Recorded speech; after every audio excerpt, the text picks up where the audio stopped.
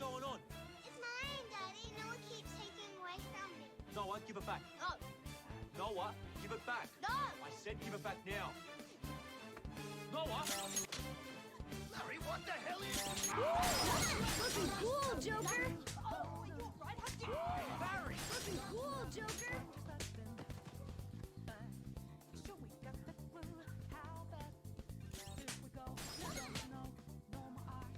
What's going on here?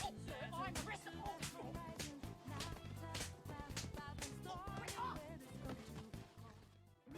Yeah! Victory!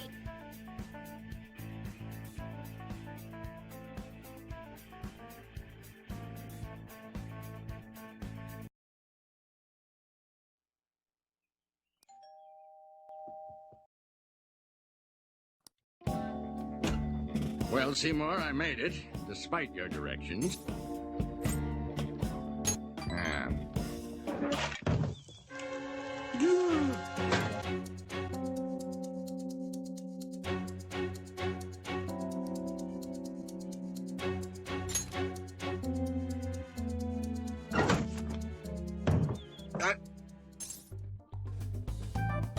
Why is there smoke coming out of your oven, Seymour?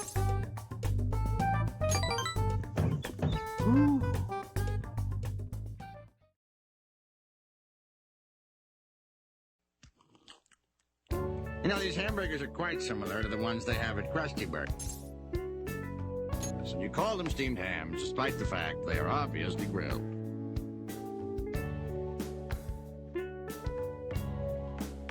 Of course. Oh! Yes, I should be. Good Lord, what is happening in there? Aurora Borealis. At this time of year, at this time of day, in this part of the country, localized entirely within your kitchen. That's it?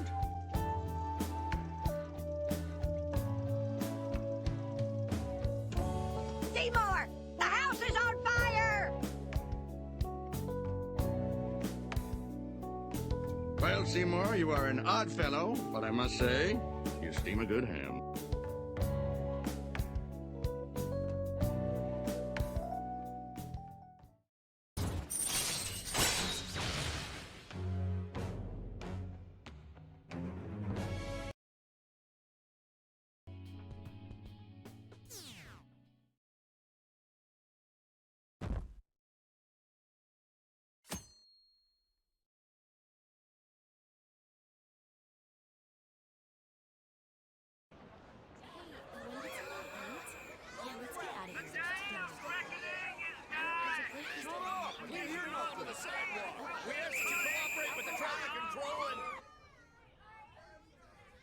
Just look at them all party down there. They don't even know. Guess that's fine. I wish he could be here with us. That said, we have our cellular phones, yes? Was there truly a need to meet? Our next move's important. We gotta get pumped. Besides, don't you think it's nice talking in person?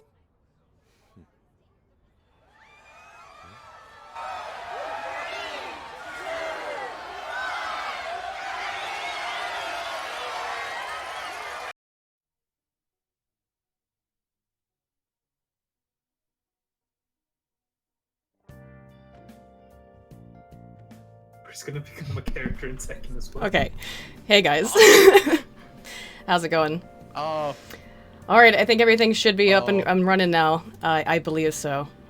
You're still playing the beat. Oh, well, yeah, on that side. But, let me make sure the audio levels are okay. No, I forgot that there was a footage at Happy New Year's. Yeah. So, yeah, I thought that would be appropriate. Anyway, so speaking of which, Happy New Year's, of course, as Appa informed me, he is already living in the future world of 2019. I am Norwegian, so am I. Oh, okay, right. So yeah, everybody, I'm the one behind. I'm living in the past. Yeah. The future has been pretty boring so far. Yeah, I would expect as much. But there was a Happy New Year's scene. I was gonna do this actually on Christmas Eve since, you know, That's the... Oh, thank God you don't. Thank God you didn't. Oh, wait, why not? Because I was streaming. Oh, okay. Well, also, I mean, it was funny because that night we watched Scrooge, which is my favorite Christmas movie, and there's a scene in it where Bill Murray's character goes, "What kind of asshole hosts a live television program on Christmas Eve?" And I went, "Yeah, what kind of asshole does do that?" So no offense to you, but that's why I didn't do it on Christmas Eve. Oof. A little bit roboting. Anyway, let me see. Where is that? Why is that not showing up? Come on. I'm supposed to have my Discord thing here, but it's not showing up for some reason because people probably do not know Gren. So let's see if I can get it to work again. Anyway, so hi guys. I'm joined here tonight by Appabend. If you guys aren't subbed to him, he's a cool dude and you should. Why is that not showing up? Oh, let me try this again. Man, every time I always have problems with Discord in one way or another. Not Discord. You went full robotic last time. Yeah. Damn. Oh, I can't get that to work now. Oh well. Oh, I know why it's not working. Cause we're in void posting. That's why. Ah, it was my fault as usual. There we go. Up. And that should work. Now we can see. Oh, the stream's looking good so far. Well, yeah, actually, I was really hoping that Mitch would show up at some point, because I have a gift for him, but... Ooh. I do. Actually, I don't know. I'd have to, like, set it up right, but yeah. I did actually work kind of a little bit on setting this up to look nice. So... Yep. This is what I want tonight, guys, since it's New Year's, is maximum comfy to talk about this game, since I'm very late to the party and just finished it, and then got so sad that I immediately went and replayed it in about 3 days. That's how much I liked it. Now, it's been a while for me, and we could talk about it. This is, of course, called Politics and Philosophy, because I think there's a lot to talk about. Now, it is Persona 5, but what you guys were talking about a little bit earlier, and what is very evident is that every Persona game has the exact same plot. Pretty much the exact same characters. Yep. And some of that can be applied to SMT in general, at least in terms of it hits the same keynotes. So... Yep. But one of the things that I really liked about this that I think was kind of pertinent when I was working on my last video and then also while I was playing it is the idea of basically getting erased from the public perception makes you cease to exist. Which, I should point out, guys, there will be a lot of spoilers. I'm very sorry. This is all spoilers, guys. No. If you have not played Persona 5, please, I'm just saying, please be aware that all of us obviously have played it. It is 2.5 years old, so if you did come to the stream, I think maybe try to avoid saying anything too direct, but it's kind of impossible to talk about the politics and philosophy without it. Can you... Jesus, fam, stop laughing. Oh, jeez. Anyway. Good roommates. Oh. Anyway. So. Oh crap, my PC got blue screen. Oh no. Oh my god. Oh. Anyway. Oh, well, I guess you're okay. Oh, that's the reason when I was laughing. Anyway. So. How are you going to start this? This sounds amazing. Well, you know, I've got like some really basic notes and ideas of what I wanted to talk about, but like really this is sort of going to be a free form conversation about this game, and ultimately will probably just evolve into talking about waifus, so, because of course. I've got a good story for you. Have a good what? Yes. I've got a good story for you. Okay, sure. Have you ever thought about how Persona 5 is a story of how Satan saved Christmas by shooting God in the face? Yes, that it's a beautiful story. Yes, we have gone all the way into spoilers already. But you do usually kill God in most SMT games, or you kill God or gods, or yes. But you do kill God on Christmas. Yeah. By shooting him in the face with a giant gun. Yes. And welcome to Persona 5, guys. Maybe to give... Because, okay, so there's research on this, which is the way I start, like, half my sentences, but there's research on the fact that not everybody is really bothered by spoilers, and in fact, hearing spoilers can increase certain people's enjoyment of a piece of media if they happen to be high in need for cognition and high in need for affect, which are two trait-like aspects of psychology. So, in fact, yeah, so... most of the research so far has been done on books, because spoiling a book, I think, is a little bit more damaging, or it's a bit, it's harder to accidentally come across, because online, particularly, you can come across a screenshot or something of a game or a TV show that's a huge spoiler. And outside of just shouting, Dumbledore dies, it's harder to spoil books. But, so I think some people... But Dumbledore dies has been established for a long time now. Right. This game, however, did technically come out in 2016. It came out in the US in early 2017. So it makes it 2 years old now, about. And I think that we can have some spoilers without it being... If I luckily didn't have any of it spoiled for me, but luckily or unluckily. Tell that to the SMT3 Nocturne crowd. Oof. Oh, I love Nocturne. Hey, speaking of spoilers, I actually, it's an interesting thing between me and Persona 5. I actually watched the entire cutscenes on YouTube first before I actually bought the game. Why would you do that? And that's how I actually got into the game. But why? Because I did. That was at the time where I don't have a PS4. Oh, okay. That was at the time where I don't have a PS4, and I really want to know the story. So I ended up watching the cutscene compilation on YouTube, and I still ended up buying the game anyway. I just want to experience the game by myself, have my choose who I want to date, and get my own names and everything like that. Be a bit more personal with my playthrough. Oh yeah, I think, I mean, it is a big difference with games too. It's why Let's Plays are so popular. But I'm saying all this to just say, like, we're going to be spoiling crap, guys. Right out the bat, the biggest spoiler, the final boss of the game is God, or a god, which, you know, interestingly, I was watching Steins Gate Zero, because I'm behind on my anime too, Animus, and I was talking to Merc, and I don't remember what it was about, but I was thinking about the final boss of P5. I was like, you know, it looks an awful lot like the like God in Mirai Nikki. Very similar kind of design. Think about it. That's absurd. Think about it. It's a very similar design. You're actually right about that. I remember that. Yeah, I would say yeah. Yep. But then again, pretty much most of the characters in Mirai Nikki already ascended to God anyway, so I can't really distinct. So if they're actually fighting Yuno Gasai, all the Persona characters fighting Yuno Gasai wouldn't make much of a difference. If no, it's just the design is very similar. But that one you get immediately, but you get immediately introduced to God very early in that series. You don't realize that you're supposed to fight God, and geez, I do have a structure for this, but again, I said it probably would end up being freeform, because it's, you know, it's New Year's celebration. But it's still nice to stick to the plan. Right. It's still nice to stick to the plan. I've learned. Right, because one thing that a lot of people brought up in the chat, and I am reading the chat, guys, on and off, but and please, by the way, if you didn't know, Patreon sucks. So you can donate to me through Streamlabs, or you can do that through Super Chats if you want YouTube if you take a cut, but Streamlabs is probably the easiest way to do it, and that's set up and turned on. Okay, so, because one of the things people mentioned a lot, though, is that the ending is very rushed. It feels all of us, like, the first, I would say 3/4 of the game feel really long to me, and then, like, the last fourth feels like it happens, because, well, the last three palaces take place, like, one after another with very little time in between.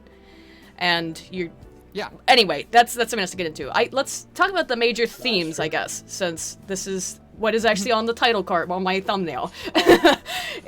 Oh, buddy, are you showing stuff on the screen? No, ready to play the video? If you guys, we're just gonna talk. for now, if anyone has any, like, things that they would want to play or whatever, I just have, well, what I have made for us is I made a couple of loops of, just comfy images to put up. Oh, yeah. So it's entirely gonna be audio, no visuals. Not really. I mean, unless there's anything people want to play. Okay. Like, this is just to make it a little bit more entertaining. If we have some memes or stuff at the end, we can definitely do stuff like that. But yeah. I do have the Persona Smash memes. Okay, someone lied to me. Is it a lie or is it fake? Is Joker gonna be in Smash? Okay, so that's not a lie. That's awesome. I'm gonna actually. That's not a lie. Okay. That's been confirmed for a while, Khaleesi. Okay. It's fucking Atlas themselves, both Atlas and Nintendo. Both sides have been confirmed it. That's amazing. Yeah. Have you seen the video where Sakurai hugs Morgana? No. Oh, that's awesome though. It is the most wholesome thing That sounds ever. real. It is just the most heartwarming, wholesome thing ever. It is just amazing. It just send Aiden to Twitter. It is just amazing. I'll find it. So brilliant. I'll play it. Now, I'll put it up. what we really have to consider here is that this doesn't just mean that no longer is Devil May Cry a part of the SMT universe. The SMT universe is now part of the fucking Mario universe. Yeah. Oof. Yeah. We're probably gonna see Dante. We're probably gonna see Dante in That would Smash. be- It's not gonna be surprising. Dante and fucking What- Super Smash. Well, the Bros. question is then, Oh, does the crossover Yes. bleed the other way? Anything. Since Dante was in an SMT anything game, is possible at are this you going to point. be able to summon Yoshi? You going to do demon negotiation? Oh. Oh Jesus Christ! I want to see Mario as a fucking persona. That would be Ravage them, amazing. Mario. But seriously, but it's still the one thing that I'm kind of missing is that I don't know what this is Persona 5 R thingy. It's still gonna be on PS4. I thought that's gonna be Persona 5 on the Switch because it's going to happen eventually. It's going to happen. Let's be real here. It's going to happen. But Persona 5 Won't R, it probably just be what they did with P3? Which is to do the gender they're gonna flip? do it.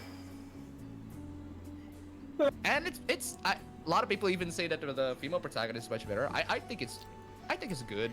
Couple of typos here and there, but it's good. Well, I would say... Ren is a very gender neutral name in Japan. Yeah, but a problem there is kind of though that, and I mentioned this when we talked before, is that like there's not really a lot of guys to choose from comparatively to the number of women. Okay. Let's slow down. Yeah, slow down. Here, if we're gonna talk about husbandos, Persona 3 Yes, is the best. but you out of all of can't. them. No, Persona 3 has the best. but it's Junpei, but you can't. Not even in the remake, because it would mess up the story. Yeah, you can't. It's horrible. Yeah, it would mess up the story. Oh God. Unless you want to date Junpei the first I place. did. I wanted to date Junpei. He was the one I liked the best. There's a comic that strip that I love that I have it on my computer downstairs, but I can't find it. And it's like, what do you want to do today? Study or hang out with Junpei? And it's like, hang out with Junpei, intelligence decreased, which is pretty much how you feel anytime you hang out with Junpei. So, oh my. Intelligence decrease. That's amazing. Well, a little bit. I mean, Junpei is pretty good, but I have to give it to my protein. Oh, I was really weirded out in P5, like, okay, so things that happen right after another.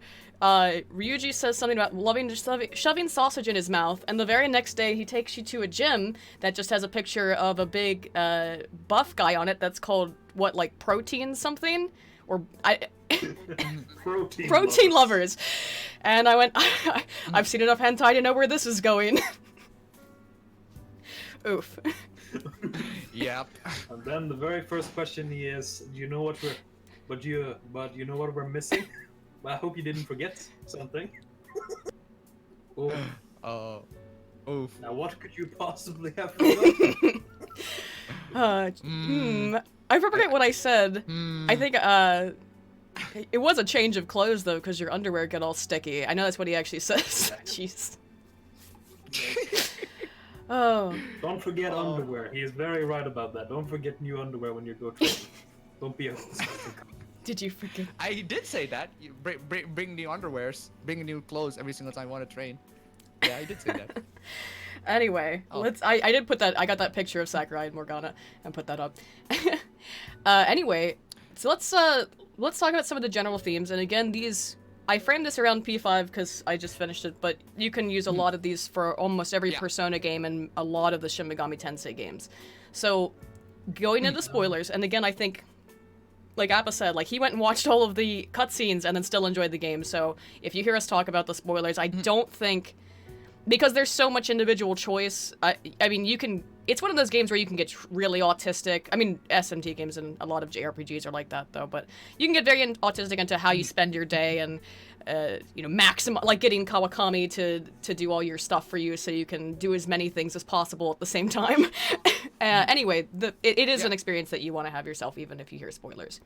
So I would say that a big theme across all of the games is both celebrating Japanese culture and also really critiquing and criticizing it for the collectivistic nature of people being fickle and kind of terrible because of going along with the grain. Persona 5 specifically. Persona yes. 5 specifically, but I think there's elements of that where people fall through the gaps. And what Persona 5 specifically does too is focuses on outcasts more than maybe since P2. Yes. Yes. So one of the things that's interesting about that is that everyone just kind of is what you do along the course of the game, right, is that you're trying to win over public opinion. You're trying to help people, but at the same time you also want people to like you and recognize the work that you've done, that there are good people in the universe, and consistently everyone gets more involved in their daily bullshit rather than being interested in something kind of crazy that's actually happening. And that is the ultimate, denouement of the game that ends with you become erased from public opinion and physically disappear, essentially, or die. So is it, and one thing that I was thinking about a lot when I was finishing the game and all the stuff that's been going on YouTube a lot recently, is that, and across, not just YouTube, but all social media, is that if people don't think about somebody, do they essentially actually cease to exist in the public opinion? And I think that's sort of a big part of the game, and an interesting one, particularly in terms of not just a philosophical or political question, but a psychological one, because human memory is really crappy. So it's very easy to, if you're not reminded of something, to forget it exists. And I don't know if you guys had any input on that stuff. Yeah. People tried to remind me. I was trying to compile the best games of 2018, and people said, "Oh, I listed out like Far Cry 5, Assassin's Creed Odyssey," and then somebody said Detroit Become Human. It's like, how the fuck can I forget that? Detroit Become Human. I did a fucking let's play on that, a live stream on that. How can I forget Detroit Become Human? It's just insane. Did you like it or not? Not. Yeah, I think that's about how I felt. I think we already talked about it. We already talked about it. Yeah, that was about how I felt on it, which is like, it's like, there are some things that you could have been so good, but it just wasn't. They attempted something. They couldn't really get the attempt right. Yeah, we're talking about forgetting stuff easily, not necessarily remind them. Well, I would say that the whole disappearing thing has a lot of symbolism behind it. Now, I think you two are more skilled at the psychological parts of the Persona series probably than I am, but I'm fairly good at the esoteric things. But that wasn't really what I was going to say about that. It was more the fact that the whole thing about disappearing because you're forgotten about. I think that's more about. Well, firstly, I thought when it first happened that it could be a metaphor for suicide. In that could be. Yeah. One of the main things that keep people. I mean, at least from what I've been able to see, one of the main things that keep people from actually doing it, so to say, is their connections to other people. So what happens if everyone forgets about you? That's a good point. I remember. What's that? I think it was a Mr. Medicare video. It is quoting the guy who quoted Final Fantasy. To quote Final Fantasy, it's better to be forgotten than not to be loved. I forgot. It's something along those lines. And there's a lot of that. I mean, expressed in the individual characters, in that they are kind of ignored in their own way in their own situations. Joker, the main character, of course, falls through the cracks of a corrupt legal system. Ryuji, similarly, I'm not really. I mean, he got his legs broken essentially by what's his name? By Kamoshida. Kamoshida. So, I mean, as every character has been forgotten, and then all of them end up sort of either being the bad guys or just being forgotten about. I mean, the best example was probably Futaba, but every character has that sort of element of being forgotten or ignored by society in some way. And, I mean, that's definitely a part of it. Or forced into a specific position. More like what you have with Makoto or Sae. Or Haru, of course. And someone brought up in the chat, I saw real quick, that Haru is a really interesting character who gets pretty much thrown to the side because of how late in the game she appears. So it really... No, one thing I didn't like about Haru is how she was introduced. how she was introduced with that when that entire arc where Morgana gets out of the team is pointless as fuck. This is like one of the weakest parts of the game because it really Haru's introduction in that becomes really rushed, and she ends up being not as interesting or as special as the other characters because Morgana just essentially quits the entire team for a brief period, and it just drags the entire freaking game to a halt. I would have preferred if Haru was introduced normally, like even Naoto from Persona 4. She's introduced just like any other character. She's got her own persona just exactly like any other character. It's just when Morgana decides to quit the entire team and recruits Haru, it becomes rushed. Well, the whole thing about the Haru introduction is actually, it was supposed to be so that Goro's introduction later on doesn't seem as strange, because here you have a character who becomes a part of the team, Haru that is, who already has her costume, already has her persona, and is already has some skill due to Morgana's guidance. And the whole point of it is that it's supposed to make Goro's introduction less mysterious. Or jarring, However, considering he could immediately come in and is one of the strongest characters. Yeah, he's a higher level. He could come in anyway. I guess. The only thing that I really have to criticize about most Persona games is that they always introduce, almost all of them have this traitor character, and they just do a terrible job of hiding it. It's always so obvious that this character is going to betray you or is going to end up being a villain. I actually thought it was Haru at first, though. I would say that. For God's sake, Goro Akechi. Like, if you guys are familiar with the Sengoku period, you guys that should be a red flag.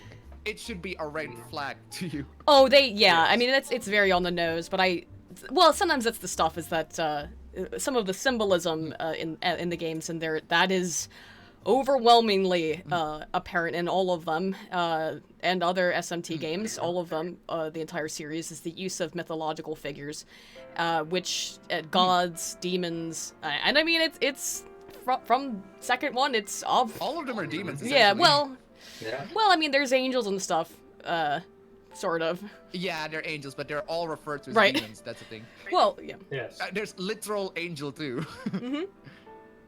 And I mean, there's a lot of mythological, or if you don't want to call them mythological, there's a lot of characters from not just Japanese mythology, but obviously Christian traditions, and the entire end of the game and mementos, and a lot of the games have a ton from the Talmud, the Kabbalah, and Jewish mythology. So there's lots of that. But I'm always really surprised when they don't introduce Golem as a summonable persona or demon. I'm always surprised about that, because Golem can come in a lot of different forms, and that of course always comes from Jewish mythology, as that is the origin of the Golem idea. Right. Yeah, it's strange that there are a lot of mythological figures that are not in the game, but Alice from Alice in Wonderland is somehow that was interesting. Yeah, she's actually really good late game. So for some stuff. Alice has always been a strange staple in the series, because it's basically, if I remember correctly, it was because one of the original producers for the original Shin Megami Tensei was very much in love with the whole story, specifically because of how vague it is, if I remember correctly. Yeah. It's interesting. And basically a lot of the writing for the original few Shin Megami Tensei games was, as far as I'm aware, heavily inspired by actually Alice in Wonderland's style of writing. If I remember correctly, that is. Well, that's because I think what a lot of Alice in Wonderland in its time period is very much essentially what Shin Megami Tensei is in our time period of, well, not Shin Megami Tensei, but Persona in particular, is that it's a urban fantasy setting. So, sort of like, I think that's what makes Persona particularly really well loved. That, and it is easier than SMT, but that it takes place in environments and things that everybody can recognize that are not so fantastic, but introduces fantastic elements to them that we wouldn't find elsewhere. And that, I mean, sometimes there's some really obvious political allegories that are more obvious than not. A lot of this game deals with politics, maybe more than some of the others. I mean, directly, the final boss. One of the social links is literally a politician. One of your major social links is a politician. The second to final boss before God is a politician who's corrupt. Literally politician. So, I really do like that though. That one of the probably most powerful like confidants you can have, just due to how easily he makes it to earn money and get recruit persona. is Yoshida, right? Makes it is also Yoshida. Yeah, is that he is a politician, and the well, quote unquote fake last boss of the game is also a politician. So one of your most powerful allies is a politician, and one of your most powerful enemies is a politician. Yeah. It's also, I mean, I would say, he's one of the best ones also to max out early. Him and, well, I explained about Kawakami, but that's for a different reason. That's because... Kawakami, Hifumi is also Hifumi really is the good other if one. you want to switch. Well, that's how I realized, because I was talking... And surprisingly, Mishima is also really good. Yeah, because he can get boost. Experience. XP boost. With, I was actually, because I was talking to Gren about it, because I was just about... I knew I had to fight to grind the Reaper soon. I was like, and my new game plus. I love getting the Reapers. I love getting the Reapers. And But you can only do it in the very end part of the game. But I realized, because he said, like, oh, well, just go down and save, and then when you die, just reload. And I realized, like, wait a minute. Hifumi makes it so you can just run away instantly, and unless you get really unlucky, and I did get unlucky a couple times. But other than that, it makes it pretty much just a breeze to do that, and then you can just make completely broken, horrible stuff, which it's been years since I've really had fun with an RPG just messing around with. Grinding. Yeah. Astoundingly can be fun. Grinding is fun. Grinding is fun in Persona 5. And that is one of the things that I've been trying to figure out exactly why it's fun. It's not just the style. The style certainly helps. The style, the music. Yeah, it helps. Mementos also has this music that's like monotonous, but in a fun way. There's no other way I can describe that music that plays in Mementos. No, for me at least, what makes the grinding so satisfying for me at least is the catharsis, the impact of you trying to taking down the enemies. And the fact that the way it stylizes your rewards, the results of your XP, the way it's stylized, it feels gratifying, it feels satisfying for you to get to that point. It's very different to grinding in other Persona games, for sure.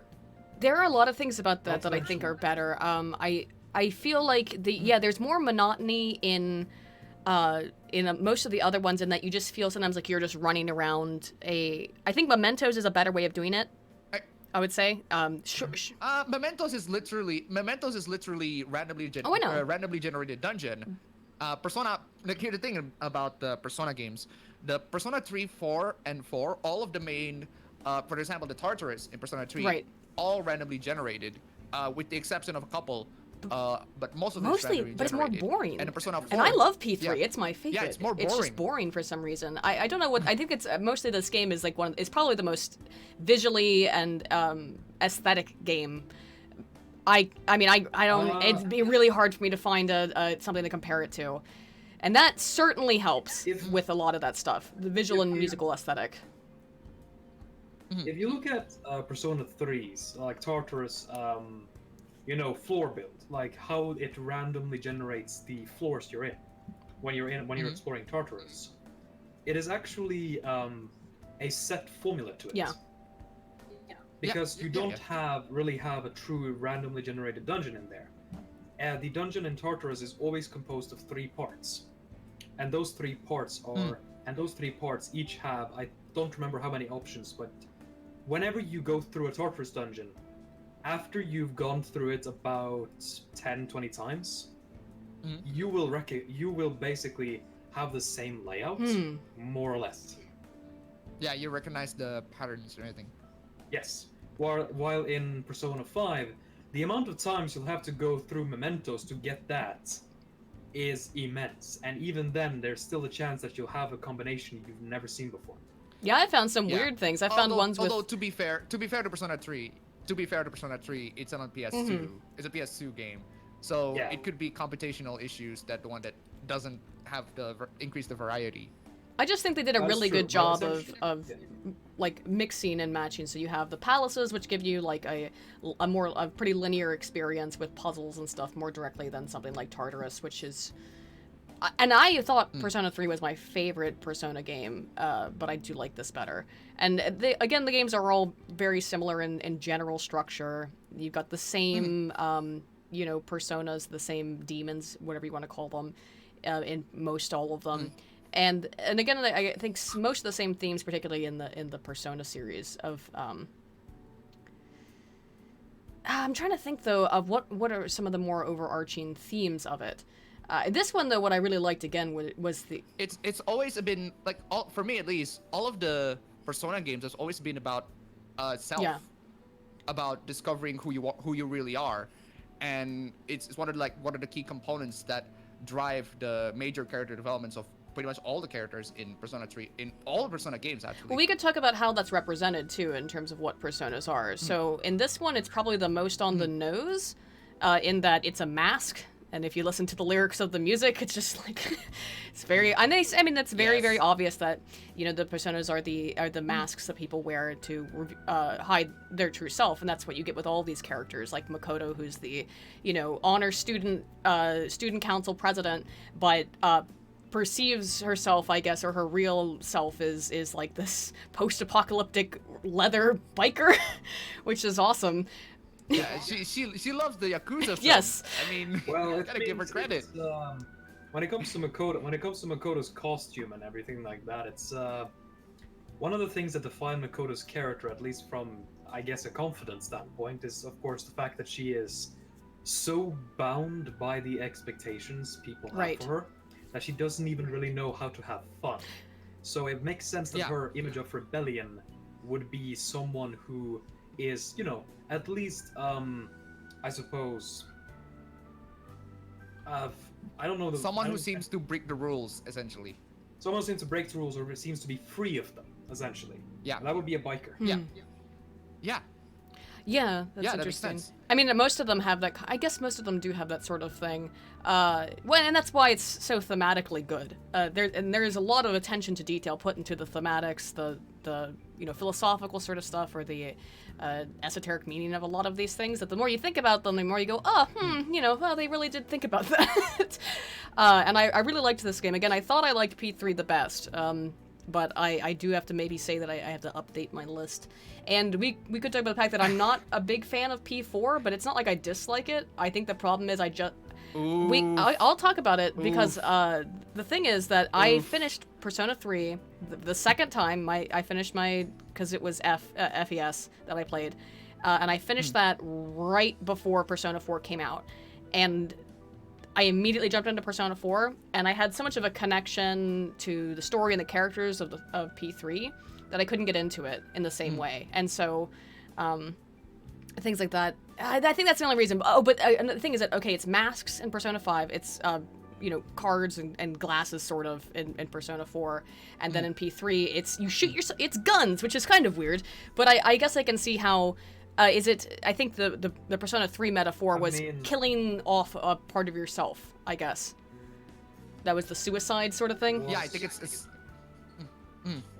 I guess it was, the metaphor I think was killing off the part of yourself that makes you unable to accept what you want. Right. Which, of course, looks insane, because there's a really... Now, I'm not fond of Ashley Birch anymore, and certainly not of her brother, Anthony Birch, but, one good thing I can say, guys, is that every day you will wake up and you're not Anthony Birch, and that's a good day to be alive. But they used to actually do kind of funny things on YouTube, and maybe I'll play her Persona 3 thing real quick, which is that they're just making fun of the fact that they kill themselves, and so she kills herself. She like shoots herself in the head, and it's like they're trying to explain the metaphor and can't get through it either. But I think that's it. I think it's killing off the part of yourself that's restricted or held back in some way, and being true to yourself is, I believe, the core message. I discovering yourself and being true to it. Yeah, I think that is. It is said in a very edgy way, and that's just because Persona 3 was definitely the part of the game that wanted to be definitely the installment that wanted to be edgy of the 3 new ones. Yeah. Yeah, out of all the 3, I noticed that Persona 3 was the darkest of all of them. And the one thing I noticed, even though it's the darkest out of all of them, the soundtrack is the most upbeat out of all of them. It's so good. I love that soundtrack. I listen to it all the time. I mean, this like the soundtrack to P5 is great. I've got it playing, but the soundtrack to P3 is like it's got that hip hop sort of stuff to it. Yeah. Baby. Yeah. It's amazing. Got so many good soundtracks in the Persona 3. I just really love it. I love that in Persona 3 Portable, for example, a lot of the soundtracks are essentially remixed versions of the other soundtracks. Like, for example, there's essentially this track on the female protagonist part, which is essentially a remix of the opening, except it's in an instrumental version. And there's a lot of remixes in that, and I really, really enjoyed it. Oh, speaking of remix, have you guys gotten any of the Persona dancing games yet? No. Oh, yeah. No. Oh. I bought that game the moment it came out. Oh, I have not. Yeah, What's me it for? too. The PS4? Yeah, it's on the PS4. Yeah. All of them on the PS4. But Persona 3 and 5 dancing are basically the same game. But Persona 4 dancing has actual story. Is it DDR? I mean, is it a DDR or I forget. Shoot, what's Yeah, basically. Kind of. Crap, kind of what's DDR. the like free software DDR? I used to use that all the time. Can't remember now. Oh, I forgot. Yeah, too. you know what I mean, like the free software where you can download all of your favorite shitty anime stuff. I used to just play Yeah. Oh crap. Oh, my sparkling wine. Happy New Year's. It overflowed. I just used my stylus for that. That might be I don't know what it is anymore. I can't remember the name of it, but I used to just play Apple from Bad Apple from Toho over and over again. I loved doing that. That's some true weeb shit. I'll tell you, my absolute favorite track from the Persona series, at least pre-5, would have to be the one from the Persona 4 arena fighting game. I have played that. Well, I have played that. basically I was hoping for more P3 characters, even though I knew it was a P4 game, but it was still really fun. I enjoyed that game a lot. I actually played it the other day. I hope that Persona 5 gets an arena fighting game. I own our own. Well, I hope they do that and that would just be put a great. bunch of characters from the last, the last 3 games in it. That would be really nice. And I mean, Joker is already going to be in a fighting game, so We're it works halfway out. there, you know? It's the obvious conclusion. So, which is amazing. I am glad that that's real. I kind of thought that was a joke, but that's amazing. I'm really happy about that. It seemed like it. It might be Fucking Stepmania. I think even that's it. Ryuji- Yeah. Even fucking Ryuji in that trailer, Ryuji's reaction in that trailer is so fucking accurate. For real? Oh, here's another thing. I didn't play the game in English at all. I played it. I turned it on for about 5 minutes, and I freaked out and basically said I can't do this, and then just turned it in Japanese. And so it's really weird now whenever I hear any of it in English. It really freaks me out. Oh. come No, on. I know. I mean, it's not that bad. No, I don't think it's Actually, bad. really It's just like it's odd.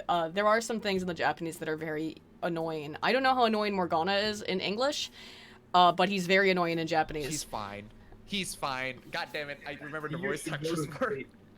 You should go to. Aren't you tired? You should go to sleep. My amount of rage. No, I don't want to go to sleep. There's no reason. I have things Let's to not do. that today. What? Let's not do that today. No. Oh god. Yeah. Actually, that's a question. Here's an interesting question. Is Morgana a male or a female? Male. I'd say male. I'm not exactly Male. sure. I don't know if it... I mean, he is an amalgamation of No. shadows, so. Right. So technically neither, because it's more of an it. But Neither. Nah, I think he's I think it's a male. Because I think the 'Cause a lot cat- of characters refer to Morgana as a he, so. but I think the cat model in the outside of the metaverse is a female cat. I think that's mostly just because I Well- couldn't draw the. I'm just saying it doesn't Male. have balls, and I believe it does look like a female cat. So I mean, I mean it's brought up at least once. It's like, is Morgana actually a guy? So yeah. Yeah, it's a guy. Ooh. Morgana's also a female name. Although, to be fair, Teddy is a chick. He's a trap. Yeah, all right, there you go. Yeah. Revert. Well, Yeah, and for the record, Teddy is the most underrated traps out of all of them. who? Teddy is very Oh. underrated. Underrated trap, Teddy. Of the mascot characters, the least annoying is what's the dog's name in P3? Cause it doesn't do anything. It's just a dog. Koromaru? Koromaru, yeah. Yeah. I actually don't. I did kind of dislike Teddy, but again, I feel like my perception of P4 is warped because of where it took place and in my head and like when I played it. So I'm actually gonna probably want to replay it soon just to give it a fairer shake. Replay it and yeah, replay it. Actually, the funny thing about Persona 4 is that my brother got into Persona 4 because he watched the anime version, which essentially the interesting thing about the anime is that Persona 4 the animation is essentially a soft parody of the story, of the entire story, because while it does the story straight face, it does make fun of it once in a while. And I really like that. I really like that the Persona 5 animation, like, I just went out of Persona 4, for example. I thought the story was really damn good. Went on to Persona 4 the animation, and I got new content on it, essentially. I got more humor, I got parody. The characters essentially make fun of the elements, make fun of the social links. I really, really love that. And I'm quite surprised that it was that Persona 4 the animation that got my brother into Persona. So maybe if you're not, it couldn't be bothered by playing the game again, maybe you could try to. Oh no, I watch want the to play it because animation. I actually enjoy the gameplay in these games a lot. So Listen, okay. How can you not? How can you not get into the Persona series when you see how much of a fucking Chad you use during that fucking piece? I love you. You know, Narukami is the Chad Zeodyne cock. He is the absolute motherfucker. Out of all the Persona protagonists, honestly, you is the Chad. There's nobody. Oh, yeah. He's the tallest. He's the tallest motherfucker out of all of them. With maybe a little bit closer being by the second Persona protagonist, but still, he's amazing. I mean, fucking Ran Akira, whatever the fuck you want to call him. Will always have a special place in my heart as the cheeky motherfucker he is. well, we could talk about that. God There's damn, an opportunity. no one can be cute. You can play through this game as a complete and utter asshole, and there's really no consequence. You can be rude at every single junction. You can be, in fact, like a lot of the Confidants want you to be rude to them, or seemingly. EYE specifically, if you say like nice stuff to him, you get fewer points. But I mean, he is Yakuza, so I guess that makes sense. But or former Yakuza. Also, Yeah, there's this. I think there was one. Speaking of Iwai, there's this one part of the dialogues where essentially, if you call him you're a horrible human being, it's like he's just basically He's laughing. like, haha, yep, yes, yeah, I am. yes. Yeah, you're right, kid. Oh no, I love EY. It's like He would have to be. Iwai is fucking. Yes, he's my favorite. He's my husbando from the game. He's the husbando I would pick, and that's the problem though. Good choice. There's how many older ladies? Kawakami, Chihaya, Oya. So there's the three older women, and on top of Hifumi, An, Haru, Makoto, and Futaba. If we were to switch this game and do what we did with P3, I feel like it was still skewed a little bit because obviously the game was designed. You'd have to add new characters though. There's no way. And I would like to also, if you're gonna a remake 2, give Haru a little bit more time because I romanced her in my New Game Plus, and it was basically like you had to spend every day that she was available to max her out. Speaking of New Game Plus. I really hate this freaking moment in the New Game Plus where essentially, because I got all the skills, I really hate that in order for you to proceed to Makoto's Social League, you have to boost your charm I think it was your charm It all has to the be way to max, like yeah. level 4, so that you can max it out. And then, well, I got the new game plus, so I got the charm already in, so I can essentially kickstart the I can essentially kickstart the date very early on. So there was at that time where the characters were stuck in Sojiro's house when Makoto was hugging the main character, and she's like, and then Sojiro come in discovering Makoto hugging Joker, and then she's like, but Sojiro is like, are you two dating? And then she's like, no, I'm not. He's my friend. Like, bitch, I asked you last week. It's actually interesting because I was trying to I did Makoto my first run.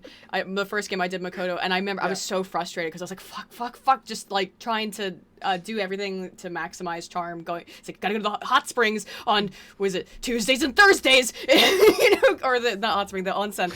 You know, you gotta go what's it called? Gotta get more bonus on the hot springs too. Oof. Oh, there should have been more stuff with that. It's right next, or the public bath. It's right next to your house. There were a couple of things that I thought were. It's a huge game that is well worth playing 2 times, as I believe all the Persona games are. Yeah, for me at least, I beat it like 3 times, mostly because I want to beat those freaking twins. Oh my god, those twins are frustrating. Just make Yoshi, the game is over now, Tsune. Yeah.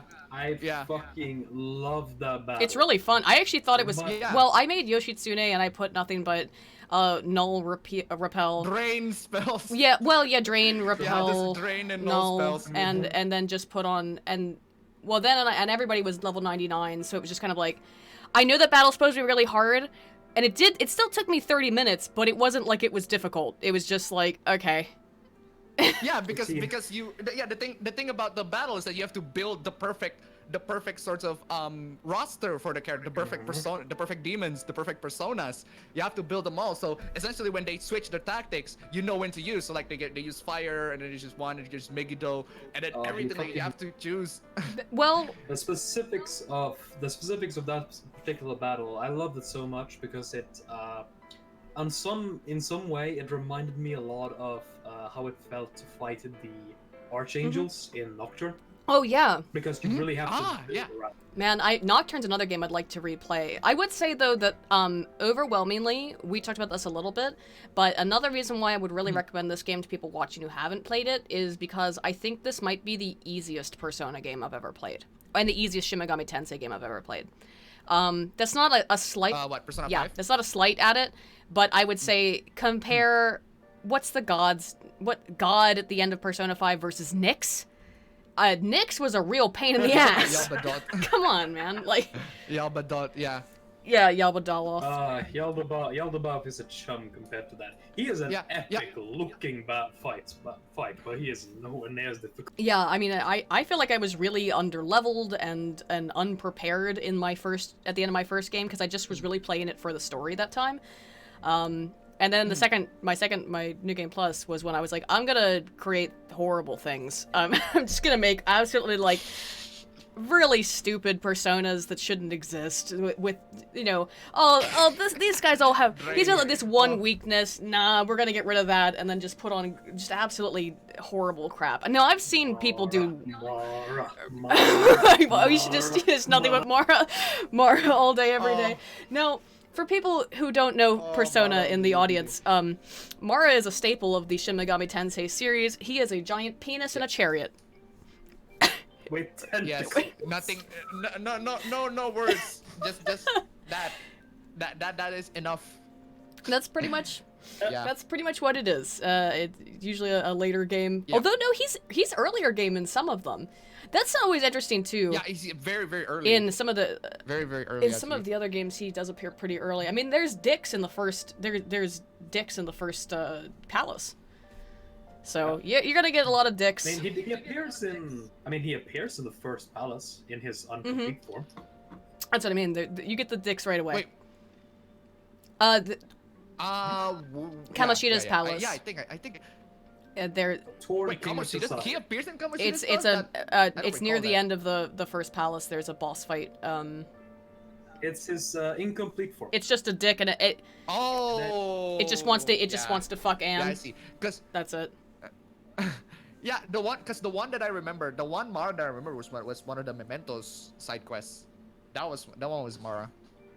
Yeah. Yeah, you always run into... Oh, I messed up actually on my New Game Plus. I felt really bad because somehow I screwed up by not doing enough Mementos quests, and I didn't max out Mishima. So even though I maxed out everybody, I still don't have the trophy on my PS4. Aww. And I'm like...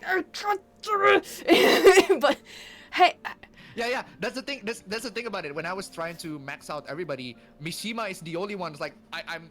That was at a time. I think it was in stage. I was worried that I couldn't get a chance to have a social link more with Mishima. I was just this close, but it was so barely into so barely in there. That I finally actually get He's into Mishima. kind of an annoying character. I mean, they make that very obvious he's supposed to be annoying. Mishima is bae. So long as you choose the right thing, actually, I don't think it really matters, because I do believe, from what I remember, Mishima is automatic, so long as you interact. No. To get his rank. No, Mishima is not automatic. No, to get his rank 10. I actually looked it up because I was getting really mad. I was in the. So I finished Shido's Palace. I'm sitting there. I'm like, all right, I got 2 people left to max out. What's the kid's name? Shino. Shida? Shida. Shina. Yeah, okay, so I had him, I had like 2 levels left on him, and then I had Mishima who was stuck at 9, and I was just like waiting, and he never came up, and eventually I thought, okay, something's wrong, like the fact that he's never available. And I looked it up, and apparently, if you don't do some of those, if you don't do those shop quests, the ones where you have to like infiltrate places for a couple days, which I didn't do, you cannot max him out. I did that my first game, but so I already had the benefits, so max XP bonus. But that's just frustrating. We're kind of just talking about the game in general now, because I think that the philosophy stuff and the psychology stuff is really interesting, and there's so much to unpack, but there's also just a lot of fun to talk about the game in general. The philosophy stuff, though... Well, since we were talking about Yaldabaoth earlier... Oh yeah, this is a really great thing to talk about. You know, this is going to be very heavy spoilers, so apologize for anyone listening. Hasn't gotten to the final cutscene yet. Essentially, in the final cutscene, in the very last part, where you see like just as the shot hits Yaldabaoth, right? And pierces him. That is actually that scene, that few seconds long scene, is styled in the picture like exactly how it looked when a certain dictator was killed by one of his generals during a coup. Oh, really? Ooh, that sounds interesting. Yes. I do not remember which general or dictator. I just remember that the scene of a man, of the general basically standing just a few feet from the dictator and shooting him straight in the head. I think I've seen this. It's like a classic image. It is a I think I've image, seen it but then, it's yeah. But it is inspired by a very specific scene from a very specific fall of a very specific dictatorship. I just can't recall which one it was. I have to look it up. One thing that's interesting about that, though, is as we said, you do kill God on Christmas Eve, and more specifically, you kill God by summoning Satan to kill God. Yes. Specifically, you summon the form Satan was in before he became Satanal. Satan, after he was loose. Which is Satanal, yes. So that's an interesting thing. Oh, speaking subversion. Also another thing I also want to talk about. I like that the true ending is now canon now, because you see in the other Persona games, in Persona 4 for example, if you want to get the true ending, you actually have to ask everybody out, ask everybody around, and make sure that you actually fight the real boss. Because in Persona 3, as far as I remember, in Persona 3, you can have the choice to either not fight the boss or just wait until it actually comes in. I've only played FES, but I think the thing is that you can basically say, I'm not ready, give me another go. If I'm remembering correctly with FES and Persona 3. Yeah. Which you kind of have the opportunity to do in 5 and all of them, where it is an interesting thing in that in all of these games you can so fundamentally fuck up that you will just miss the entire ends of the game. I mean, in P5, if you sell out your friends to Sae, I think the game ends there. I didn't do that, but that's what I read. Yeah. So, whoops, that's a big oof if you do that. Don't do that. Oof. A real big oof. I'm actually quite shocked that you actually have the option to sell your friends to say at all, because her sister is one of them. Right. Yep. And yeah, that's not nice. No, not so cool. It's the turn of the hour, so real quick I'm gonna go through any super chats and stuff. I've seen some of them, so I'm gonna go through them real quick, and then Yep. we will hang on. I gotta pull it up because I gotta do that. But this is interesting. I'm really glad that I actually get a chance to have this conversation with anybody, because I've wanted to. Basically, like, since this started, or since I started playing it, I just wanted... I mean, I talked to you about it a couple times, Gren, but, like, and I guess it's because I picked up a couple-year-old game. But in particular, again, because this is so, incredibly, I think, relevant to a lot of things that are going on right now, in so many ways. Yeah. And we just discussed some of them, and also... Yeah. There's a lot, though. Come on. It was made at the right time. It was, and right now when you look at it, it's particularly poignant. So real quick, since it's been about an hour, I'm gonna go back and read the super chats. Brendan, let's see, Stiltner. Oh, hey guy, how's it going? Hey, Brandon Stiltner for 5 said, hey Aiden and Mark, buy yourself some candy. I don't fucking care. I don't. IDFK. Happy New Year's to the both. Hoped you enjoyed Persona 5 as much as I did. Also, fuck Patreon. Yes, I agree. Fuck Patreon. Unfortunately there's no alternative. But thank you so much. Yeah, so we have to stick to it. You know what the weird thing is? I started a what is it called? Streams Star or something. Subscribe Star. I started that, and then when I did, they still accepted some other payment processors, but now they don't accept any. So it's fucking pointless. Anyway, sorry about that. Austin Burnett for 2 says, what meme name are you naming your MC? I use like a bunch of the same names and stuff. So I named him, in my first one, Sybil, which a name I use a lot, and then Nyota, which is also, it's Nyota Uhura, that's where I got that from. I use those names a lot. But I didn't do any meme names. I think I had a good name for the Phantom Thieves, which was Knights Errant, but it couldn't fit Knights with a K, so I spelled it Nites.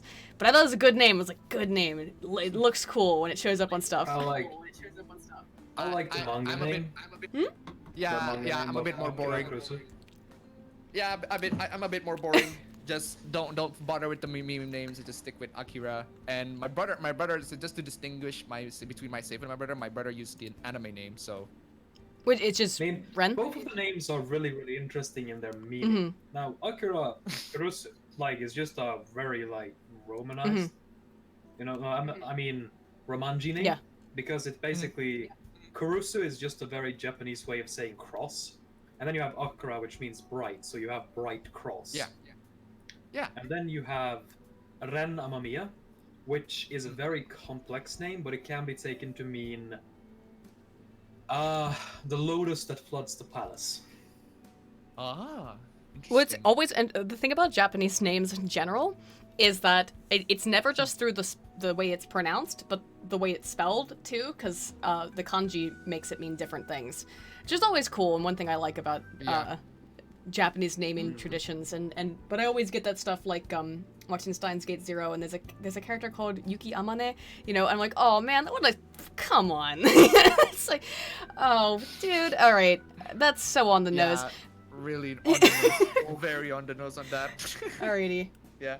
But that's a fun thing though about Japanese naming trends. Also, another thing that I find interesting about Akira, the name Akira, is that Akira is also the protagonist of Devilman, and Akira looks like him too. Yeah. So that's it may have been an intentional callback. Maybe intentional. I mean, he's best friend with a blonde dude named Ryuji. Yeah, well, so. Maybe it is then. MCADHD666 gave me 10 Polish dollar dues, thank you, and said Happy New Year's from Poland. Aiden, Happy New Year already. Thank you. And in Poland, I'm sure it's already New Year's, obviously, so yes, Happy New Year, and thank you. And I'll say kanpai, since we're talking about weeb stuff. Kanpai. Cheers to everybody. CrowdStrike for 10 says, welcome to live chat. Remember to guard your privacy and abide by our community guidelines. Translation, we're watching you, punk. What a sad state this year in particular left YouTube in. Yeah, and that's kind of why I wanted to do this stream, because there's so much censorship going on. This stuff is, like... Just... this game, actually, if you replay it, has so much meaning in terms of the amount of like how people respond to them online and how fickle the public perception is of the protagonists. That's a major part of the plot.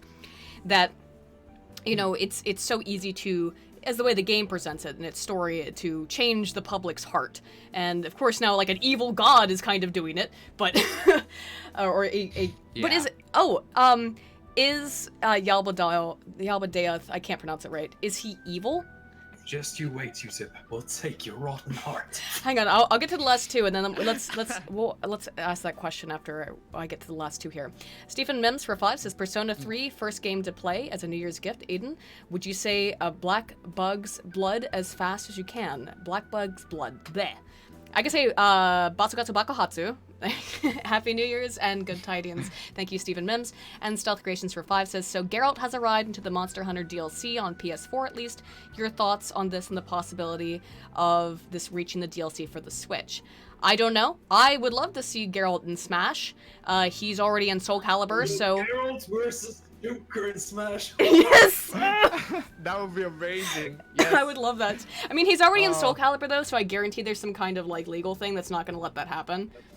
So maybe, But the thing is, even Joker in Smash is already a surprise. So the fact that Joker is in Smash is just a sign that pretty much anybody can be on Smash at this point. Like, I don't, just think of a game character that's so unlikely to be in Smash. They will probably be on Smash. You know what?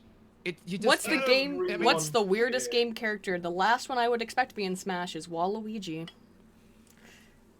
Oh, I gotta go there, sorry. To be fair, Waluigi is support. He's not playable, but he's support. So he's technically in Smash. Technically, he's in Smash. He's in Mario Party, though, so there's that. That's true.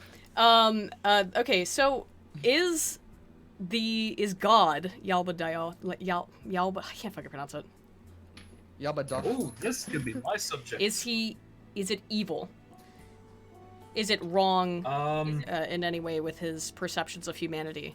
Or is he actually correct and we are the bad guys? I mean, this is always a sort of an ongoing theme in Persona. Are you actually the bad guy? Well, I mean, that is one question the team constantly has to ask themselves throughout the entire series. Throughout the entire game, sorry. But throughout the series as well. Except for in Persona 4, where it's pretty clear who's the bad guys. I think Persona 4 was a direct reaction to Persona 3 because, like, as you said, Appa, Persona 3 is really dark in a lot of ways. So they were kind of like, let's make a game that's really kind of fun and clear-cut. And maybe that's why I didn't like P4 as much. But, I mean, P4 is still, it is very fun, but it's lacking some of the darker, it still has that, but on the same level. It has the little sister. It has the little sister character. You can't hate it. You can't. No, but that's yeah, I know. It's she's adorable. You can't hate Persona 4. It has not. Genius. Come on. Yes. Oh, Junes. Everybody's great at your Junes.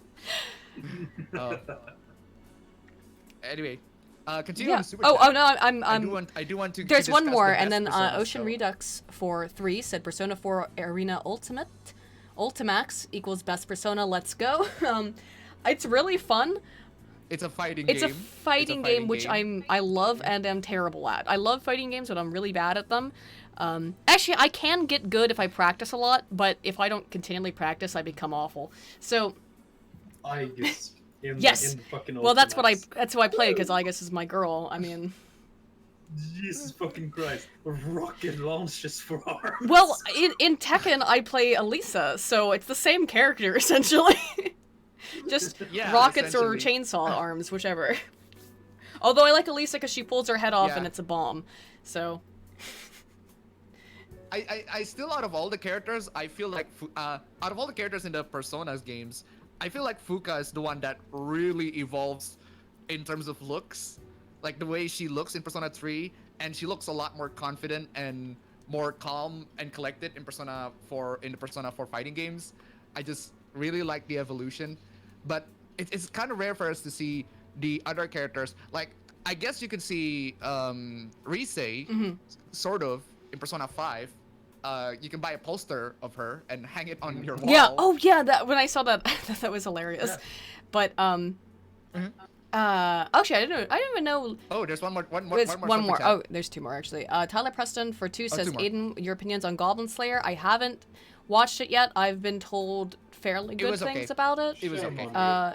You should watch it. I will try to. I'm watching Steins Gate Zero with Merc right now. Unfortunately, what I did is listen to how stupid I am. Are you ready for how stupid I am? I saw it on Amazon, and I went, well, I have a Crunchyroll account, and I want to be able to buy stuff and watch it on my TV. I want to have it like on my TV and own it so that I can watch it whenever I feel like it. And then, so I bought it on Amazon though, because it's just a little bit easier than logging into Crunchyroll, which is the same reason why we all still use YouTube, isn't it? I mean, it's just easier. It's a little bit more convenient. And then I realized it's a dub, and there's no way to switch it into Japanese. And it's not, okay, it is, hang on, it's Steins Gate Zero. It's Steins Gate Zero, it is not Steins Gate. Steins Gate has probably the worst dub ever.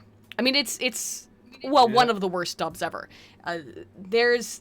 You kind of miss Okabe Rentaro actually saying in bad English, I am mid-side. It's so cool. It's so cool. No, I mean, it's very frustrating because I want to have... It loses a lot of its nuance. It's one of those series that probably should never have been translated to English through a dub.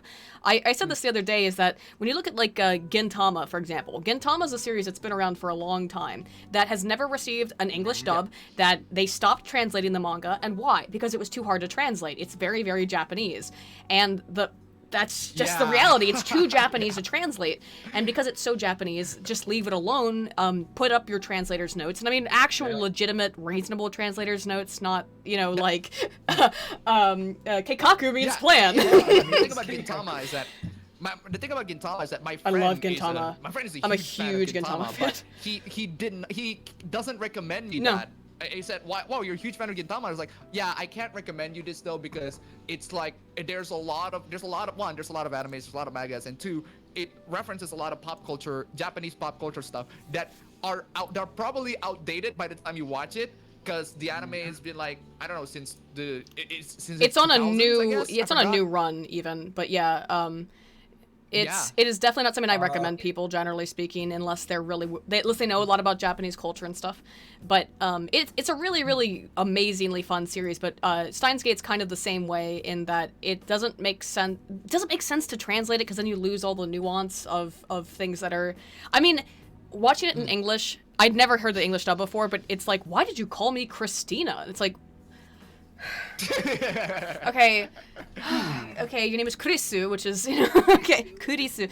But this is getting way off topic, but it just doesn't make sense in English. Yeah, anyway, continue to super chat. Yes, there's one more, and then let's talk about good and evil. The best Persona, yes. Fun fact, the dominant colors of Persona 3 Blue, Persona 4 Yellow, and Persona 5 Red are directly tied to themes of their respective games. That's another really interesting thing to talk about, too, is color theming.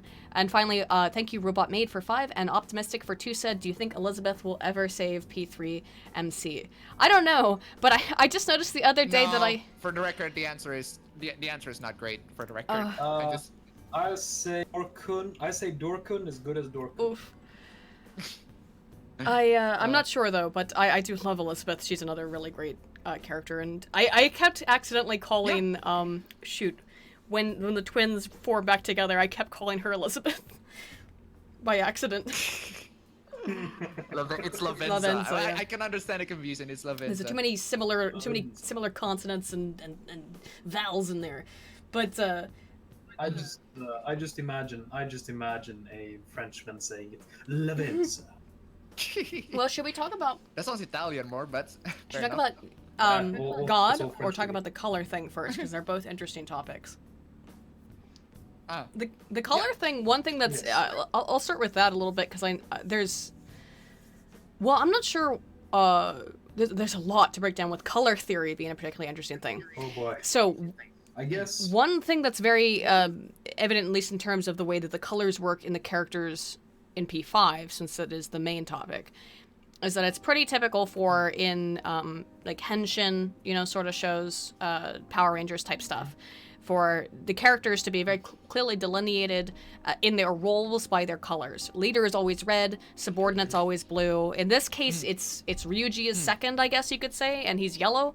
But there are other meanings for colors behind that. That's sort of like leader should be red. That's generally speaking, and it brings its way into American cultural stuff as well. If you read Homestuck, which I do still want to do my stream on Homestuck someday, but the leader of the trolls is Karkat, who has red blood, and it's the same thing, where red delineates passion, strength, leadership, in across many cultures actually. So that is the red color of that. But well, what I always like about Aiden, check your personal Discord for a bit. Go ahead though, Gren. Well, what I also found interesting when it comes to the just red and colors and color-based, sayings and so on. It's how literal the caught red-handed thing.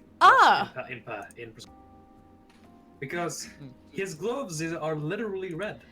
My first thought, the second I booted up the game, and you're in that scene, where like you're not sure what's going on, obviously, because the game hasn't set itself up correctly, so you don't know what's going on, is I thought, well, if you're stealing stuff, why are you wearing bright red gloves, you idiot?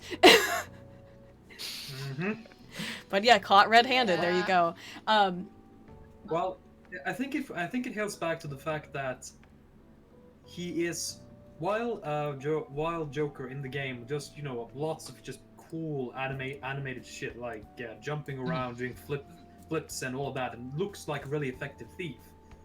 He's already failed as a thief because he got caught in a crime, except he didn't even commit it. Right. But but despite the fact that he didn't even commit the crime, all people can see is, first of all, the blood on his hands. Yeah. First of all, and second of all, the fact that he got caught red-handed. So the red gloves have a very like clear meaning in that sense, and that the red gloves are actually more than just being stylish. It's a sign that he's already kind of failed as a thief and criminal. And that's also something to, I think, point out is the theme of self-victimization. So one thing that Caroline always says is that it seems you long to be imprisoned, right? There's clearly, so the prison is one that he has imposed upon himself. This is an interesting, more philosophical thing, that he knows, deep down that you're not responsible for what happened. For people who are not familiar with the series and haven't played the game, the main character is wrongly accused of a crime, basically because he's saving a woman from being raped, or what is... They never say it straight up, but it's just like with the Kamoshida stuff where they never say directly that, what's Ann's friend's name, was raped, but it's pretty clear that she was. She was, or assaulted, or she had sex with him. I would say, given the coercive nature of it, something happened that was not right. The anime did confirm that Kamoshida beat Chio. They actually show that part. It did cut to black, but do you think she was raped though? It says he sexually assaulted, or that he was sexually inappropriate with them. Yeah, sexually inappropriate, but I don't think to the point where he rapes them. At least even because the anime tries to be a bit more clear on that. Well, I would call it rape. I would call it rape if it's heavily coercive sex, not to sound. I would call it sexual assault. Yeah, if they had sex. If they had sex, because that's another reason why I thought she wanted to kill herself. She wanted to kill herself because, like, okay, if. I don't think it was because of the rape, though. It was the torment. It was the constant tormenting, and the fact that Kamoshida constantly tries to pressure her into doing stuff for him. I think that's the one that caused her to kill herself. Or yeah, I don't know. To me, that's how that came off, but it might have been me reading into it. I think exactly what happens is left fairly vague, specifically for the reason that depending on how much of a villain you want Kamoshida to be. Yeah, I saw him as I actually kind of saw him as one of the most disgusting characters, because of how he's using high school students in the way that he's using them. I mean, so was Kaneshiro, but and Madarame, but at the same time, Yeah. and they're both despicable, or they're all three despicable. But Kamoshida, I just got that there was an undertone there that he was. They do say sexual assault in the game. At least I don't know. I'm saying in the Japanese dub, I'm fairly sure that they more or less said it was sexual misconduct. But I mean that could kind of mean anything. At the same time, like, sex is still a really big taboo in Japanese society in a lot of ways, and in some instances. I need to go for Sure a thing. moment. I'll leave you to it. Sure thing. So I think that he may have sexually assaulted her, but I don't know how we even got on this topic other than it being. Oh shoot! How did we get on this? Because we did have like an interesting. Oh, the colors. Actually, colors. there are a couple more super chats. I think you guys can. Sure. I'll take a break for a minute to read some super chats while Gren's away. I hope you guys are enjoying this. This is a really like chillax stream. We are. Although I should mention, I really want to thank you, Appa and Gren. Although I'll thank him again when he comes back, because it is very. I believe it's very early in the. Is it early in the morning for you, Appa? No, it's actually in the noon. Oh, It's actually okay. 11 p.m. Oh, here, okay. so So it's all right. Oh, sorry, 11 a.m. It's 11 a.m. there, and then I think in Norway it's probably like 4. So I think it's very early in the morning for Gren. I could actually check, but I think it's very early in the morning there. Is it?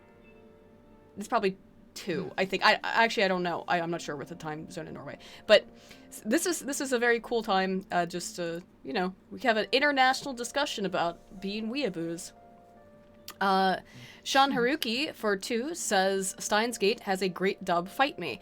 Okay, I don't really mind Steins Gate 0 so far. It's okay. Here's what irritates me. You know what, Aiden, we can actually segment this. We're gonna talk about the games as a whole. We're gonna talk about the plot and everything like that. After the themes and everything like that, and then we can probably waste some time to talk about animes. Right, well, it keeps having. This is the problem. Like, well, I don't mind this. And first of all, this is supposed to be just like a fun, hey guys, it's New Year's, let's chill out stream. This is not meant to be like some Happy New Year, by the Yes, way, Happy New Year's. Yes, happy late New Year's to you, sir. I would say though that it hasn't irritated me so much. The one thing that irritates me is that how hard is it for you to say Okabe Rintaro? Why is that difficult for you? Why do you in English call him Okabe Rintaro? Oh my god, it makes me want to like pull my hair out. It's so like just put a little bit of inflection, just a little. I know people they're like, what a weeaboo, Aiden. She says anime. It's like, that's just how my brain works, okay? But how hard is it? Because now you sound awful. It sounds so cringy when you say Okabe, and like.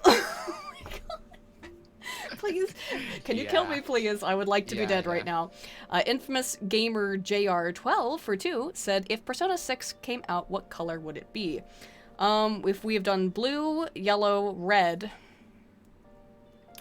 Green, purple, orange. Well, and all of those things have colors, again, color theory. We're talking about majorly different meanings behind what they would be. I could see, green is usually associated with earth and life and environmentalism. Fairness. Well, blue is like tranquility usually. Let's see, yellow. But blue is death. And though, death. In Persona Yes, 3. blue is tranquil. Well, but death is tranquility. I think that's kind of part of the meaning. Yeah, that is tranquility. Yeah. That's the point. Yeah. Back, by the way. Hello. Maybe let me look at my Discord because I don't know if people are in the thingy. Because we might bring people in a little bit, but I don't see anybody waiting around. Okay. If you guys do want to get on, probably near the end, as we wind down and maybe get a little bit more drunk. At least I am drinking champagne because it is New Year's. So, I am drinking it slowly. But okay, so we could keep talking about the color topic a little bit. Which is what would you expect for Persona 6? What have we not really? Well, because yellow is yellow can mean a lot of different things. And gold can mean a lot of different things. So what? I would still say green.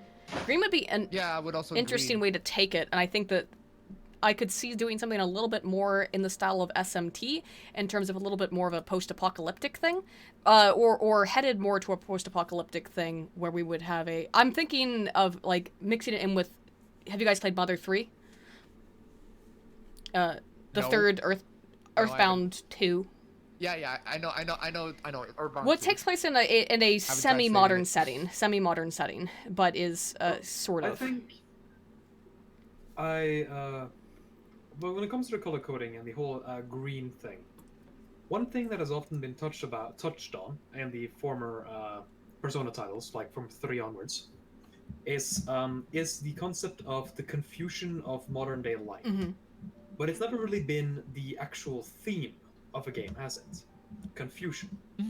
And green is a very, it's often used to represent just that, nausea, vertigo, confusion, stuff like that. It's so interesting how colors mean different things like that, because usually when I think of green and its usage, I think of naturalistic stuff. But then that's right; it also does have a dual meaning of nausea and disgust. That's kind of green can also mean jealousy in a lot of aspects. Which would be a very interesting. That would actually be an interesting thing if the whole thing about the Persona 6 is that it is the first Persona game to go. I mean, all of the Persona games are basically considered to be. Sorry, go ahead. No. I was going to say that it's basically all of the Persona games are generally considered to be after one another. But what if the entire theme of Persona 6, due to the fact that the Phantom Thieves were a thing for a while, anyway, and are generally considered to be more of an urban legend after the end of the game, anyway, is what if the entire theme is sort of whether or not imitation is wrong, which would fit very well with the entire copyright thing that's just been growing and growing. Mm-hmm. That I like that too, but wow, that's a very convenient super chat. It actually was. There were a couple of very good ones. Tyler Preston though just said for 5. Thank you, Tyler. Since the Persona games are based on JoJo's Bizarre Adventure, which I didn't know, are they? I've never. Not. I mean, I've read JoJo's. I've watched some of the animes. There's a lot of similarities. Sure. There are a lot of similarities. I don't know if they're based on it, but really. I can't see the similarities, absolutely. Persona 6 will be based on Star Ocean. They'll have to have the protagonist be a girl. Now, I am of the rare variety of people who enjoys Star Ocean. I love how absolutely insane it is. I love how weird it is. I think it's very interesting. Oh, by the way, speaking of Star Ocean, one of the games on Steam, was it? I forgot what it's called. That's on my wish list. I'm planning to buy that. They could not. But that's how it's good at it. They couldn't really mimic Star Ocean though. Right after P5, because the main theme of Persona, because of Stone Ocean, the main theme of Stone Ocean is imprisonment, and that's the main theme of P5. So there's no way they could make it sort of a mirror of that. So I will say this. Makes sense. Araki, I will say this. Stands and Persona are basically the very same concept as in their essence. However, the Persona 5 is not based on JoJo in any way. They have a lot of similarities because they take a lot of inspiration from the same source. Did I say Star Ocean? Sorry, it's because I just started up Star Ocean, the new one, the newer one. I just started. Oh yeah. Which one is that? Because there's one on Steam. Also, The Last Hope. It's called. I just started it. I bought it it was on sale on the Persona, or what the fuck? It was on sale for the PlayStation 4. Is it on Steam? Integrity and Faithlessness, the one that came out in 2016. Because I kind of forgot. I hated Star Ocean 4. I think there was one on Steam. I despised it. I really did not like that game at all. I found it... Wait, which one? The one that came out in 2009, Last Hope. I did not like it. I loved End of Time. I liked most of the old games that I played as a kid.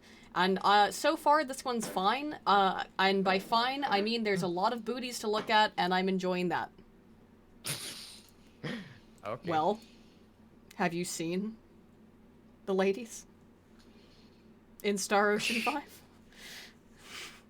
I haven't, but I'll send you a picture. Maybe when it's on Steam, it probably. I don't know if it's on Steam. There's a lot of. It was like $15. I don't know. On sale. It was 75% off on sale on the PlayStation Store. So I just bought it a couple days ago. Oh, okay. No, all right. I'll check it out. I haven't played one in a while. And yeah. What were we talking about again? Star Ocean, because I said Ocean. Stone Ocean referring to JoJo's, but I meant Stone Ocean, but I said yeah. Star Ocean. Whoopsie. Okay. Right. But what subject were we on? Well, yeah, before it's that? so hard.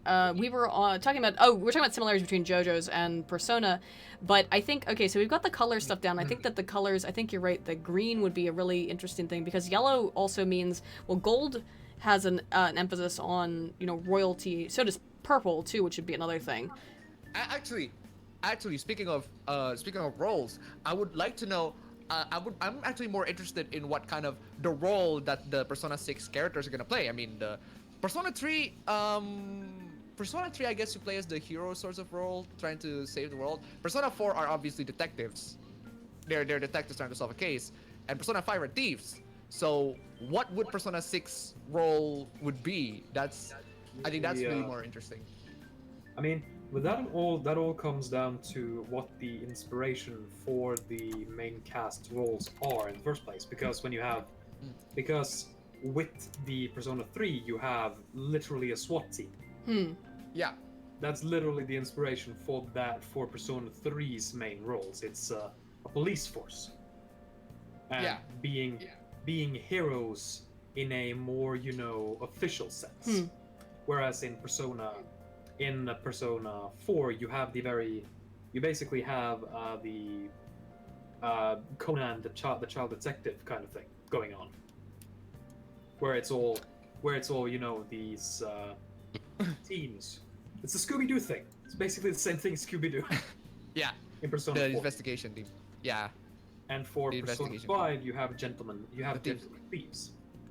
Gentlemen thieves. That's why I thought a crossover between the two would be nice, because you have the detectives they're trying to find the thieves. That would be. That might be fun, yeah. Very. I think though that would be fun. Yeah, they have to have like another. I think this is out of the Persona games, this one has the best thematic sort of cohesion of all of them, and that's hard for me to say because I liked P3 so much, but the thematic cohesion of this in terms of the thief, the idea of being a thief, the idea of the mask. Of what a persona really is so. Now you can maybe call it heavy-handed, and that would be true, but I would say it's more accurate that it's thematically cogent, in that I know exactly what you're going for here, and I don't have to ask questions about it, or I don't have to ponder, what this might be. If I were to bank off my earlier theory about the green thing and imitation and that thing, I would say a masquerade. Well, wait, that's sort of, that's a big theme of this, though. I mean, that's sort of... Shindo's palace is a masquerade, right? Literally. Yeah. Well, that's all the people in his palace are wearing masks. Sean Haruki in the chat, yeah, you can get a Discord link for $1 on my Patreon. However, what I will do, because it is New Year's, please, guys, do not make me regret this. I'm gonna put it up in... Actually, let me send it to you directly. Only because there's real reasons why we don't send out general Discord links. Because if you don't know... People are really, really crazy. So, let me... Yeah, especially considering some of the stuff that... Worski did that, yeah. And you got a bunch of people saying the 14 Yeah, so Sean Haruki, let me see. Do you... Sean, can you message me on Twitter? I've obviously... and I will, yeah. I'll send you a link. Normally, though, guys, you can get a link to the Discord for $1. And then it's permanent. I really don't require much, but it is to try and kind of keep out people who are trying to do really bad stuff on Discord, because Discord is kind of notorious for that. Yeah. So that's why we tried it. It is not a paywall, really. That's why it's only $1. It's more so people who are bad won't try to mess stuff up and do bad things here. We do moderate. It is a moderated Discord. I would point that out, but yes. And by the way, yeah, maybe in a couple minutes we'll bring people in. But I do want to touch on one last thing before we do, which is on Yalba Dayoth. Is he wrong? Is humanity fundamentally flawed? And But did he manipulate Yeah, but the don't do public nothing heart? wrong. Yeah, actually, are you in the wrong? Are you the bad guy? Well, Which, of course, is not only in this game, but in a lot of Persona and SMT games. Are you in the wrong? Are you actually the bad guy? And what's going on, you know? Is it here, wrong to honestly, fight because for what me, you at believe? least, yeah, honestly, because from my perspective, at least, while I can understand the motivation, I always find the methods of pretty much all of the villains to be very questionable, at best, and horrific at worst, enslaving humanity, and trying to get rid of their free will, just to create this a perfect world of some sort. And I always find, regardless of the reasons, regardless whether or not, regardless whether or not if Yaldabaoth make a good point, I still think that the methods are horrific. So that's why I just think that the Persona, the Phantom Thieves are in the right. So let's be clear to the chat what Yaldabaoth wants, right? Or what the sort of game is in this. The game within the game is Yaldabaoth, if we go with the whole Gnosticism origin of the name and the whole story that is usually connected to Shin Megami Tensei games, is that he wants to appear as God for his own benefit, at least in the more just surface level interpretation of Gnosticism. In terms of this game, what I suppose he wants is, if we're looking at his own, I guess, greedy capitalistic benefits, is by manipulating people into believing that they themselves want to be ruled over so that they do not have to worry about their own future, which is very much a real worry in the modern world. That's why I think this is so poignant. Yeah, it's essentially removing your free will to guarantee the future. And through that, I would believe that what they're trying to say is that he wants people to manipulate people into believing that they want that, so that he himself gains willful servants. Is it? However, oh, go ahead. But that is only if we assume that he is just a shallow villain. If we assume that if we assume that the story of Persona 5 and Persona series in general wasn't as, kind of lighthearted and very, upfront about its themes and characters, if we assume that he was more of a, perhaps he still wants servants of his own and people to worship him, but he also sincerely believes that this is what humanity wants and what it needs in order to grow. I think that's pretty important, though, and that's part of the thing, is that what I find with so many people today, and this is why, again, I find the themes of this so poignant, is that, and why I called this, politics and psychology, is because, frankly speaking, thinking a lot is really taxing on our cognitive processing ability. It's very difficult for us to think about things all the time. It actually, our brains use a lot of energy, and the more you think about things, the harder it is. So he's essentially offering a way out for cognitive misers, of saying, isn't it easier to just not have to think? And part of that is reflected, too, in the destruction of, or the removal of the Phantom Thieves' existence, because they represent rebellion, which means actual cognitive thought.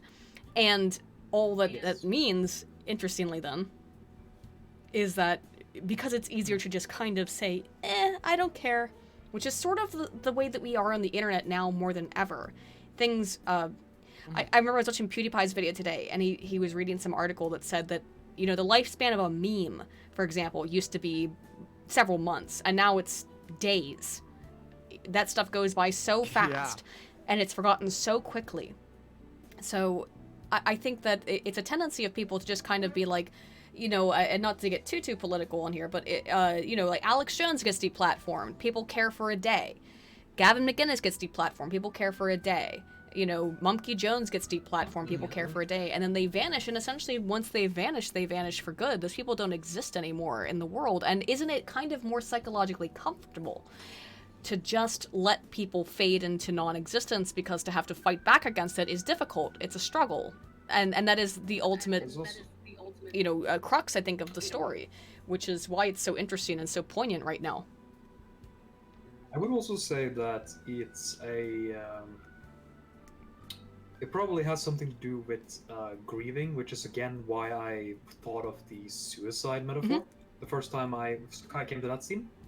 Because it's the whole thing of when someone who disappears, when someone who was near and dear to you disappears from your life for some reason, either because they moved to a place where they can't contact you or they just straight up died, that is, you are going to, in a sense, grieve for them, even if they didn't die, even if they didn't actually leave your life.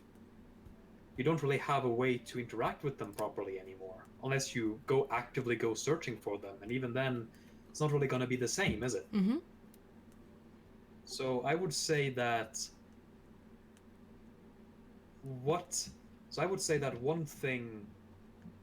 one of the reactions to, you know, grief and so on is denial, isn't it? Or another reaction is, which is rarer, I suppose, with grief itself, but isn't it just to forget about it? If you are able to. Absolutely. Isn't one of the easiest reactions to forget about it?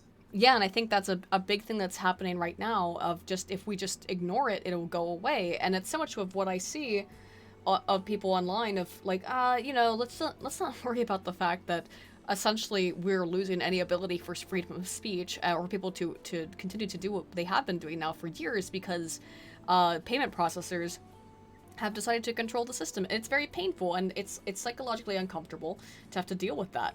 And it's a really actually interesting thing and big deal that has a lot to do with psychology and with our current political system across the world, of the potential of being silenced, because having to deal with more these complex issues it's much more difficult than just pretending they don't exist. That's sad. It's sad, but it is true.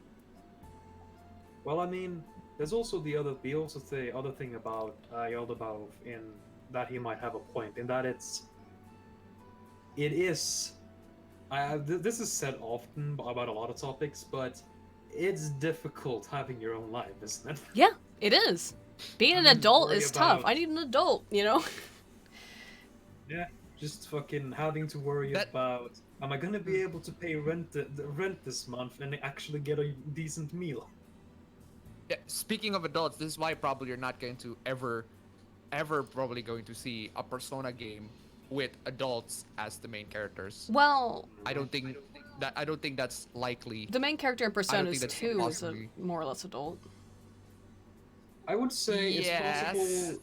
I would say it's possible. But then again, Persona 2 is of the least fun. Not until the second half, at least. Persona 2 is the least fun in the series, and Persona is. I have to admit, I haven't played the first Persona game, so I can't speak to that. But yeah, me neither. Me neither. It just kind of fell out of my timeline. Okay, I don't know much about it then. Is that different than MP1? The P1 is very SMT compared to the rest of the Persona games. It's not until Persona 3 where it actually defines itself as an actual Persona game. In the Persona games before 3, 4. Well, I've played 5, 2, but I only played one of them. I only played one of the Persona 2 games, and I know there's 2 of them, and I don't even remember which one it was now. Yeah. Innocent Sin was the very first one. Persona 2 Innocent Sin. Right. But you're an adult or you're a college student in that, right? Unless I'm So there's the problem, I think. Well, it's sort of. Go ahead. You're a student, and students are adults, yes, but they're also. I would say that when you are, you know, spending most of your time studying, probably not even really having a job in the background, because in a lot of countries, including Japan, most students, if I remember correctly, don't really have their jobs on the side. They just kind of get support for what they're doing. Yeah. So they're Yeah, essentially, basically still living mostly like teenagers, even though they are very much adults. Yeah, essentially. And another thing that really is a huge factor in the, especially in Japan, considering like high school is like one of the last and perhaps essentially one of the best parts of your. If you're growing up in Japan, high school is essentially one of the best at last and the best parts of your life. By the time you enter adulthood, it's essentially not fun, really not fun, considering Japan, really high standards of work ethic, and that's why you might notice you're not going to see a lot of, say, animes or manga. There are some animes or mangas that are based on adult life, but it's very rare. It's quite unusual. It's actually kind of why I got out of manga and anime so much, is because it's very hard for me to relate to high school students anymore. Yeah. I mean, I get it. There's some. It's funny. You know, Merc's cousins came and hung out with us yesterday, and they're real memesters, and I was like, oh, all right. So like, there was one point where I don't know, we were saying something about hit, and I was like, hit or miss, and then it just turned into just reciting the stupid hit or miss song, and I thought that's funny. But but the problem is more me being an eternal child in enjoying memes on the internet than anything else, I think. But because I love memes, but at the same time, I think that I would like to see actually a more adult version. But then again, the more adult version is play Shin Megami Tensei. Yes. If you really want to have a Persona 5 experience with a very adult protagonist in a very mature setting, just play Raido Kusunawa.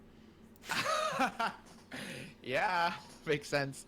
But the thing that I find very interesting though, because the SMT game, the one SMT game that involves adults more in terms of the story was Strange Journey. That's one, and Digital Devil Saga. That's also one. Did I tell you that's what I bought? Is probably. I told you guys this in private, but I didn't tell the audience this. I wanted to play some SMT games for the 3DS I hadn't played. Most importantly, I wanted to play Strange Journey. You already told you. Did I say this on stream? No, I think I said this before we started streaming, because I wanted to play Strange. I wanted to play Strange Journey, because I hadn't played it, and they gave me SMT4 Apocalypse. Because the GameStop employee, I should say, all it says on the cover here, it's on the GameStop pre-owned thingy, and it says Shin Megami Tensei Strange, and when I opened it up, it's SMT4 Apocalypse. The other thing was it said Shin Megami Tensei Dev Serve, and I assumed it was the remake of Devil Survivor, and it was Devil Survivor 2 Record Breaker. So, okay. Okay. Yeah. But that's fine. That's fine. That's fine. Whatever. Yeah. The thing I just wanted Strange Journey. Speaking of SMT, speaking of SMT, there was the Strange Journey one has two versions as well. The Redux one is on the 3DS, and the original one on the DS. I play mostly the original one on the DS. The Redux, it does add more 2D effects and some additional characters, but I played the 3DS one on my phone, essentially emulated. So yeah, it's nice to have an SMT game on your phone. I mean, there is an SMT game on the phone already, but it's really nice to have that, the DS game, Strange Journey on the phone. Oh, if it's on the phone, I'll get it done. Real gamers attach a fucking Oculus Rift to the PlayStation 2 and play Nocturne with the PlayStation 2 in the back. Hook your Oculus Rift up to your Ouya, and then jeez. But yeah, that's been a problem. I don't know. I'll have to play it though at some point, because it's just one I've missed. It was basically the PS2, PS1 era where I played most of the SMT games, and then I kind of missed out on some years. Some of the newer ones, yeah. And then before that, the old ones I played as a kid. I think it was last year I jumped to the SMT Nocturne party.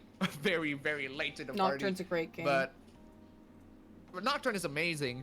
I love that. I love the fact that you're essentially alone. You're just by yourself, and you have to gain companions. You have to find demons. Oh my god. No, Aiden's out. No, I clicked on the wrong thing. Someone asked me to post my Pepe, and I clicked on general, and I meant to click on general chat and not general discussion. But here, I'm back. Oops. It's all good. It only happened for a second. I'll just send you my Pepe. Sorry, continue. Yeah. Yeah, goddamn, I forgot what I was saying. Yeah, sorry. Nocturne was... I really like Nocturne because of the isolation, the fact that you're alone. And Digital Level Saga, I like it, but it's... You're like literally with a bunch of teams, so it doesn't feel as... it doesn't feel as lonely as you were in Nocturne. I just really like the isolation. I really like the... Oh, yeah. Yeah, you're alone in Nocturne. You have to gain yourself, including... gain everybody's trust, including Dante's. Because, of course, Dante's in there. Or Rado, in case you get the wrong version of the game. So, yeah. Oh yeah. Well, I mean, the entire thing about the loneliness and isolation in that game is that even as you gain friends and characters to work with you, you still feel lonely. I think that it's so funny that it's when did Nocturne come out?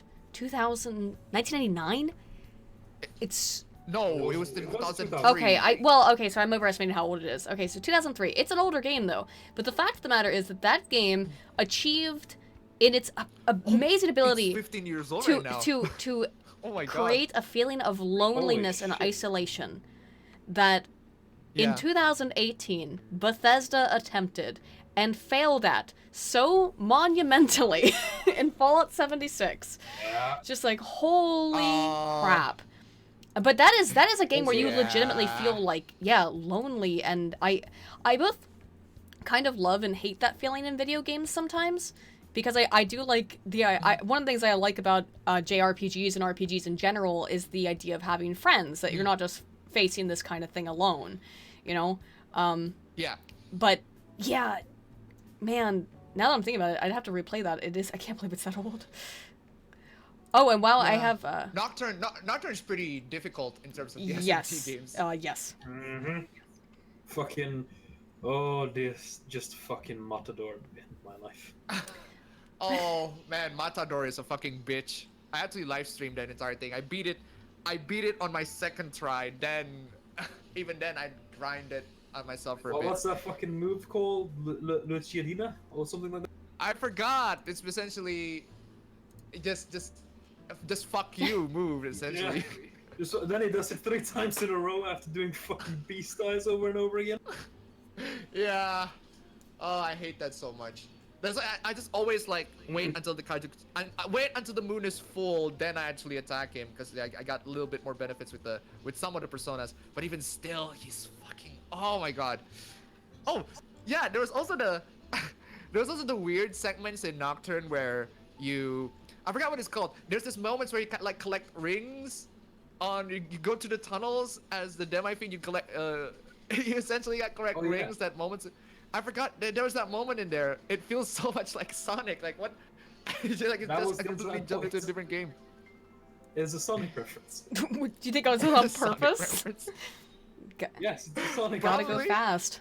Real quick. We're almost at the end of the hour, and after this, it's been 2 hours, guys. So I'm gonna start bringing in anybody who would like to come in. Oh, we haven't talked about the best persona. Okay, what are we? All right. We'll get to. Okay, we'll do that first. I'm gonna read off some super chats real quick. We'll talk about the best persona. I don't know what you're talking about, but we'll see. So hang on. Infamous Gamer JR12. Oh, Persona 6. Oh, excuse me. Soren. Excuse me first. Soren Racing for 5, thank you, says Tai is best girl, fight me scrub. We have to end this with a waifu discussion, obviously. How would you rank all the Persona girls? We will do that at the very end. Thank you, Soren. Infamous Gamer JR12 for 2 says Persona 6 should be about disease and countryside. I like the city aesthetic. Persona 4 already is about countryside. Yeah, a little bit. So Persona 4 is already about countryside. Oh, that's true, right? Yeah, I do like, and I really like the city aesthetic of 5, but maybe if you oscillate back and forth, and the next one is a countryside one again, where you're a city kid going to the countryside. Green, illness, mental illness. Mental illness would definitely be another big thing to look at. Andrew Collins for 150 NT. I'm not sure what that is, but thank you. Nice. Is it, I don't know what NT is, but thank you. What about, I think that's, I don't know what that is. Anyway, thank you though. What about the color black? SWAT, detective, thief, but framed. Seems to go from good to bad, black equals evil, bad guy. Common theme, BG becomes good guy. Persona 6, you're an evil person, gets taken down a peg, and he said 1 out of 2. The second part said, gets taken down a peg or two and forced to see the other side of your actions. So you spend time redeeming yourself or continue to be evil. FYI, 30 new... Oh, NTD is Taiwan. So thank you so much. But I'm not sure. I think that would be a little bit too similar to P5 in that you're framed as a bad guy immediately and constantly... You know, as we've talked about, the other characters are saying, like, well, are we really doing the right thing? Is it... And it's not just the other characters who are in your team, even, but, you know, obviously, Akechi and a lot of people are going, like, well, this is wrong. It's wrong to change someone's heart. You're essentially manipulating them or hypnotizing them in some way. I'm not sure. I would say that kind of... I would say the story he's proposing there would fit better for a Shin Megami Tensei. Yeah. Where it would actually be possible for you to start out as a proper bad guy. Right. Whereas, like, typically in Persona, unless they want to majorly change things, it's generally going to be set in high school or maybe college. I highly doubt that the series is going to move out of that because it's sort of what defines Persona as Persona versus Shin Megami Tensei as being disparate things. Yeah. The opinionated 1 for 5 says maybe it's YouTube politics or simply I'm more aware, but I cannot forget the deplatforming and move on. But people forgetting is an issue that bothers me. It bothers me too, and that's the thing is that like people like Mumkey Jones, he had 300,000 subscribers, but which is really big, you know, compared to like someone like me. But in the big scheme of things, it's not a massive channel. Which means that it would be very easy for someone like him to be completely erased from public perception. And that's the terrifying thing about all of this. If people don't have access to him, does he exist? Have you guys seen the anime Session Buta Yaru Bunny Girl Senpai? Mm-mm. It's essentially an anime about the puberty syndrome where you are basically ignored out of society so much that they can't even see you, even if you dress explicitly like a bunny girl, they still can't see you because you are forgotten.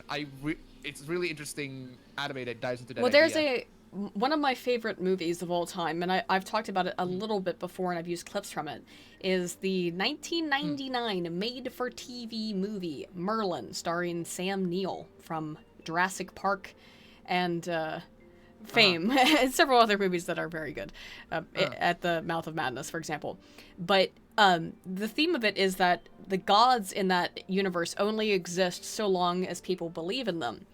And there's a really great scene where Mab, Queen of Magic, and the reason why she's not, the explanation is the reason why she's not in written history is because we all forgot about her. So it's this hall full of people in Camelot, and they are... Merlin is there, and a bunch of other characters from Arthurian legend are all there, and she's saying, look at me, and it's like, no, Mab, we're going to forget you, and they all turn around, and she just fades into dust. And I love that scene because it's Mr. Stark, I don't feel so good, but I do like that idea that that gods and things only exist so much as we believe in them. And I think that it's not just gods, but it can be ideas, ideologies. Everything only kind of exists so much as it is believed in, and how much support it has within the public, which is, I believe, kind of the big theme of P5 ultimately, although it does take a while to get to that. But it does hint at it throughout the entire game with you trying to fight for public recognition. And I always disagree with Ryuji when he's like, oh, I wish we were more popular, It's like, it doesn't matter about being popular, it matters about being right. But does it? Kind of?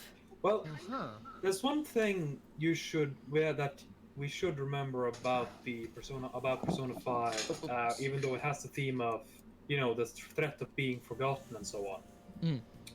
Even though they are forgotten for a while and disappear, in the end, what they did, well, not necessarily what they did, but rather what they stood for, the idea behind it, remains. and is eventually what allows them to come back. Yeah. Basically, and essentially that whole comes back to the whole fucking one movie that has surprisingly a lot in common with Persona, being V for Vendetta. Yeah. It all comes back to that one line everyone, more or less everyone who thinks of the movie remembers, and which is, behind this mask is an idea, and ideas are bulletproof. That's yes, and I think that's the ultimate message I believe of Persona 5 is that like maybe the individual doesn't matter so much as the idea, changing someone's heart, changing someone's mind. Oh, Aiden Shaniruki's in general. Yeah, I'll pull him in just 1 second. I'm gonna get through these super chats. This is really, I know he has things to say, and he has been asking to come in. He's been a long-term supporter, so of course. But let me get through these really quick. Sorry. Whenever I start to read super chats, though, then more people send them because they know I'm reading them. And I know. Let me get through these real quick because there's some good things that people have said, so I want to get through some of them. Stealth Creations for $25. Thank you so much. Said, are you guys up for singing "Grandma Got Run Over by a Reindeer" in the Geralt of Rivia voice, and then have an accompaniment with Link from Legend of Zelda, basically just throwing in a "yeah, hit, yeah" sounds basically. I don't know how you would do that, but that sounds like a really fun thing. I'd have to actually produce that, I think. Oh, by the way, speaking of Link, I just found out that Link's height is 5'7", adult Link. You could call him. Well, he is an elf, and they are supposed to be short, or he's a Helaean, and they're like elves, and they're kind of shorter. I think they're generally shorter than Zoros, aren't they? Zoros? Fucking man. Yeah, probably. Fucking Hyrulean-let. Ugh. Or Helaean-let. UFO Talk for 5 says, I happened upon an interesting character from the 1930s named Father Charles Cullen.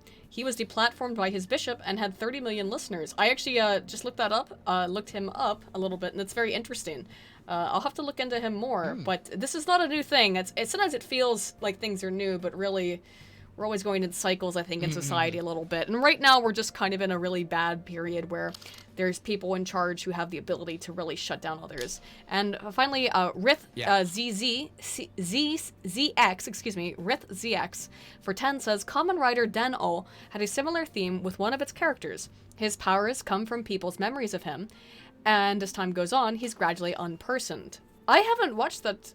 I'd have to check that out, definitely, because I have seen some bits of Kamen Rider, but I mean, there's like 100 series or something. And finally, Ethan Long. There's a bunkle. There's a one whole bunkle.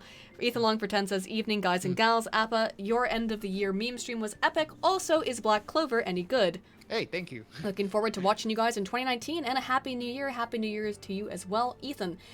Black Clover is the brand new brand new player in the whole shonen anime thingy, and yeah, I wouldn't say it's good. It's about as good as you expect from a shonen anime as you can get. So if maybe check it out. Nothing much interesting out of Black Clover. Hey gang. Hey Sean, how's it going? Yeah, welcome. Groovy. I think nothing much. We're just hanging out and we're talking about Persona and other things. There was a couple things that I thought, man, that were like really good topics, and then I got off track. Yeah. I'm just a bit quick. Sure. Just a bit quick detour here. Somebody asked, what are your little bit of detour here. Somebody asked, what are your thoughts on Spider-Verse? Mine, I have not seen it yet. It looks really good. I haven't seen it either. But why though? What? But why? Because though? I don't leave my house. I don't leave. So I really want to watch Appa, I sit in my room and work 24 hours a day. I seriously, I just sleep and get up and work. The fact that I was able to play a video game this year, that's why I'm making a stream about it. I haven't been able to do that in years, man. Fucking Spider Noir, best character. Well, he's voiced by Nicolas Cage apparently, so that's why I want to. Yes. Best character. Yes. Why is everybody defending themselves that they're 5'7"? I'm 5'7", guys. Fucking manlets. 5'5", man. Oh so. well, I'm 5'5". Okay, I'm just. Am I the tallest one here? How tall are you, Gren? You can't be the tallest one here. You're 5'5", Gren? How tall are you? I'm 6'1". What the? You don't look 6'1", Appa. I've seen you. You don't look 6'1". I am become skeptical. Press X to doubt. Press X to doubt. Okay, around 6 foot. Not around 6 foot, not 6'1". I'm about 6 foot as well. I'm Yeah, 5'7", alright. which is Okay, then, so I'm not... which is not crazy for women, but it is above average. I'm 185 centimeters last time I checked. Now, Yeah. Merc is 6'7". Nice. So he's exactly a foot taller than me. Fucking I believe Mundane Matt called him a man mountain, which anyway, we had some interesting topics, and now we've gotten off. And now we have to save the waifu topic, but there were other ones that were really interesting too. So I do have opinions on the waifu topic. Everyone does. We still want to talk about the best persona. Okay, best persona. Let's get to that. What's your Mara? I mean, what are you talking about?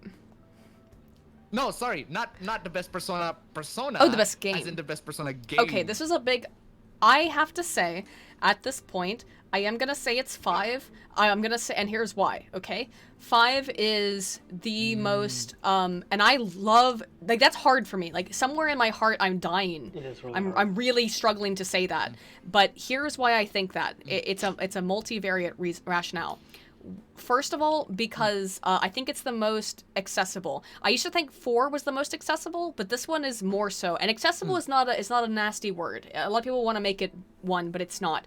Accessible means that anybody can pick this game up and not have to, and who is not an extreme RPG person. Do you know what I mean? Because like playing a Shin Megami Tensei game not only means hundreds of hours of or at least 100 hours, minimum on any Shin Megami Tensei game. You're gonna have to put 100 hours into that bitch. But it also means you have to kind of really know RPGs, how they work, and JRPGs, how they work. And you have to understand stuff that even when the game kind of gives you some explanation, it's not gonna be a lot. This is the Persona games are by far and large extremely more accessible than Shin Megami Tensei as a general series. Than SMT. Yes. But I think this one's is the best. It's way easier than P3 or it's about maybe the same as P4, but I don't know. I have to replay P4. I generally agree with you on the fact that on the opinion that Persona 5 is the best. However, and I do agree with the accessibility, but I specifically want to point out this. They brought back one of the most staple mechanics of any Shin Megami Tensei or the demon negotiation. Persona games, the shadow negotiation, which was necessary. They made that aspect of it, for the most part, fun and accessible. Right. Yeah. But I still prefer fusing, but I appreciate the addition, if I gotta be honest. I really wanted the demon negotiation back. That was something that I really had missed. Yeah. So. Yeah. Right, and it's really hard for me to say what my favorite is. I do adore 5. Like, its style alone just is my favorite thing ever. And the music is phenomenal. And I do love the characters, but my main problem with 5 is how they don't explore the characters enough. There's some characters that get a little bit. 4 explored the characters a lot better. That's true. I think that 4 did a good job at that. There's a couple characters in 3 who aren't really explored that well. I think the biggest problem is, as we sort of broached before, is that it's mostly, let's be real, it's mostly Haru. Haru really does not become. She gets fucked. And I romanced her in my New Game Plus because I thought she was the most. I mean, I maxed out with Hifumi, who is very similar to Makoto in a lot of ways. She's supposed to be. She's actually a cut character. She's supposed to be part of the Phantom Thieves, but she's cut off on that, which is really interesting. Oh, I didn't know that. That's interesting. That is interesting. I can see why she was supposed to be though, because she seems like she would have been, but I think she's just too similar to Makoto in that she's quiet. She's being told what to do by her parents. You have, or her mother, I guess. You have to be the shogi player, and it just would have been. I mean, what would her persona have been? And she also has the aggressive side. And she has that reverse aggressive side. She's just too similar to Makoto. God. Which is why I That's what kind of makes Makoto Yeah, so they literally meet and spend the But- entire day talking. even with best, There's this one even moment with in the best game. bro Sakamoto, like they don't explore him enough. Like they explore his backstory a bit, there's a couple. and you like feel for him. You're like, I get you, bro. I mean, I think that like He's like the best character. Persona 3 also did a really good job of making the side characters much more interesting. I'm sorry, but I like. Okay, so let's look at. So characters like Oya and Chihaya, right? Are cute, but they have like one simple dilemma, which isn't really that interesting. I don't know. I mean, Kawakami is interesting because she's a multifaceted character. She lies to you about stuff because she thinks that's how she's going to keep her job. You know, but she is a good person deep down. Like her lying then has a different level to it. It's like, well, why are you lying? It's not just because you're a greedy person. And same with Tai. Yes. She is definitely my favorite side Tai character. is a as soon as I great saw character. her in that punk rock outfit, I'm like, I'm gonna marry you. And she has a really interesting bit of development, and her stuff is really fun. I kind of. 'Cause she keeps. I also wish that cool. Haru too. The thing with Haru is, even though I romanced her the second time, I thought she was really funny and cute. I kind of still wanted like a break. I wanted her to really have like a break in character a little bit to stop being so incredibly, because Makoto has that where she says fuck college. It's like, well, yeah, I'll go, but I don't care anymore about it. My goal in life is to be a you know, police chief. I think it's what she wanted, or you know, I wanted to, I want to do this, Police officer, police and chief. right, like her dad. And that's a really great move. With Haru, I mean, she kind of goes from, and I like Haru, but I just want more from her, I think, and I do believe that she was a character who was a little bit dropped. She's really cute. Yeah, and I just wish her intro, I like her intro, but I wish it happened in a bit of a better way, because the whole argument with Cat Bro is just something that happens at random. Morgana makes no sense completely at that point. Yeah. It feels like a part of the game was cut out. Because honestly, Morgana just did that so they quickly do the get back together thing and add Haru. It's quick on both sides. And it was really lazy. It's rushed on both sides. Both in that Morgana becomes really aggressively angry out of nowhere over a dream, and then leaves, and then comes back instantly. Yeah, exactly. It would have been better. It would have been better if he had tried to go to one of the other characters before that than Joker. If he had gotten like a scene where Joker isn't really involved, and Mona had tried to go to one of the other Phantom Thieves to try and talk it out, because he didn't feel comfortable talking about with Joker. And wait a second. I forgot if Morgana was actually involved in the text chat group between the Phantom. Well, he can't text, so he just reads. Text. He reads Yeah, Joker's text. He reads with Joker. So the whole problem is, like all of it that's the biggest problem. Comes majorly out of nowhere. And Haru, I mean, we talked about why Haru was introduced that way, which I think makes sense, which is that her introduction very quickly makes Akechi a little bit less jarring for it to be like, hey, he's going to come into your party and he's the same level or higher than you, and he clearly has experience. You fucking know he's going to... Oh, you know he's going to betray you. He's so obvious. I mean, it's more obvious than what's his name in... that's kind of what makes it fun. What's his name in We're P3? not saying it's not obvious. Yeah. Well, it's not that it's not obvious. Yeah, it's not that it's not obvious, it's that Haru is not going to betray you, and she is a real character that you should interact with, and you're not really given much opportunity to interact with her because of how, like I said, when I just replayed this, I just did my NG+, pretty much every day she was up, I had to hang out with her, because you only have, I think you have 40 days. You don't have you have 40 days, not even, you have, because then you have 40 days, that's not counting having to go into mementos, even with Kawakami's bonus. So even with Kawakami's massage, you still have to go into either mementos or to the palace at least I think it's well with Shido. It's a minimum 3 days because you have to keep leaving and coming back, and with Sae it's 3 days or maybe 4 days even with Sae. So you're really screwed on how much time you can spend with Haru, and you basically have to just spend every time that she's up with her, and that's it. It kind of crippled her as a character, and that was a major problem I think with the end of the game because she's very she has a lot of potential. People can be very there's a lot of people who are very autistic about it. They actually like organize and structure the dates and everything like that to the point where you can get all of them, all of the characters' social links completed, but you have to follow the walkthroughs guide day by day. So this character you have to date this character you have to do this is social link this, and then at this specific moment you have to go to Memento. To be fair, if you do that, if you date multiple chicks, it does make for some really good scenes. I haven't actually done that. It's a very funny scene. It's just one. It's on Valentine's Day, right? At the end of the game. I didn't do it either. I got so nervous. No, I don't. I got so. No, I don't do that. I don't do that. I got so scared. I did that on my first. Really? My second playthrough. Yes.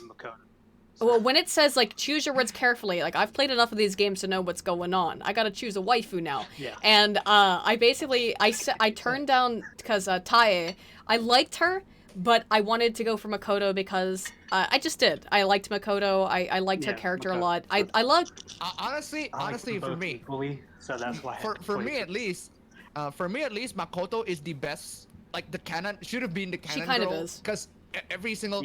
she kind of is... For the protagonist, she's essentially the canon girl, but if I am the protagonist, I would choose Haru. I don't know. If I am the protagonist, I would choose Haru. Can I? She is the cinnamon roll of cinnamon rolls. She's adorable. Yes. Can we agree on something though, please? Because this will make this is gonna make the chat really angry. But let's go with it. Futaba is imoto. She is not for sex scenes. She is for protecting. You protect. You protect the futaba. I have said this for years.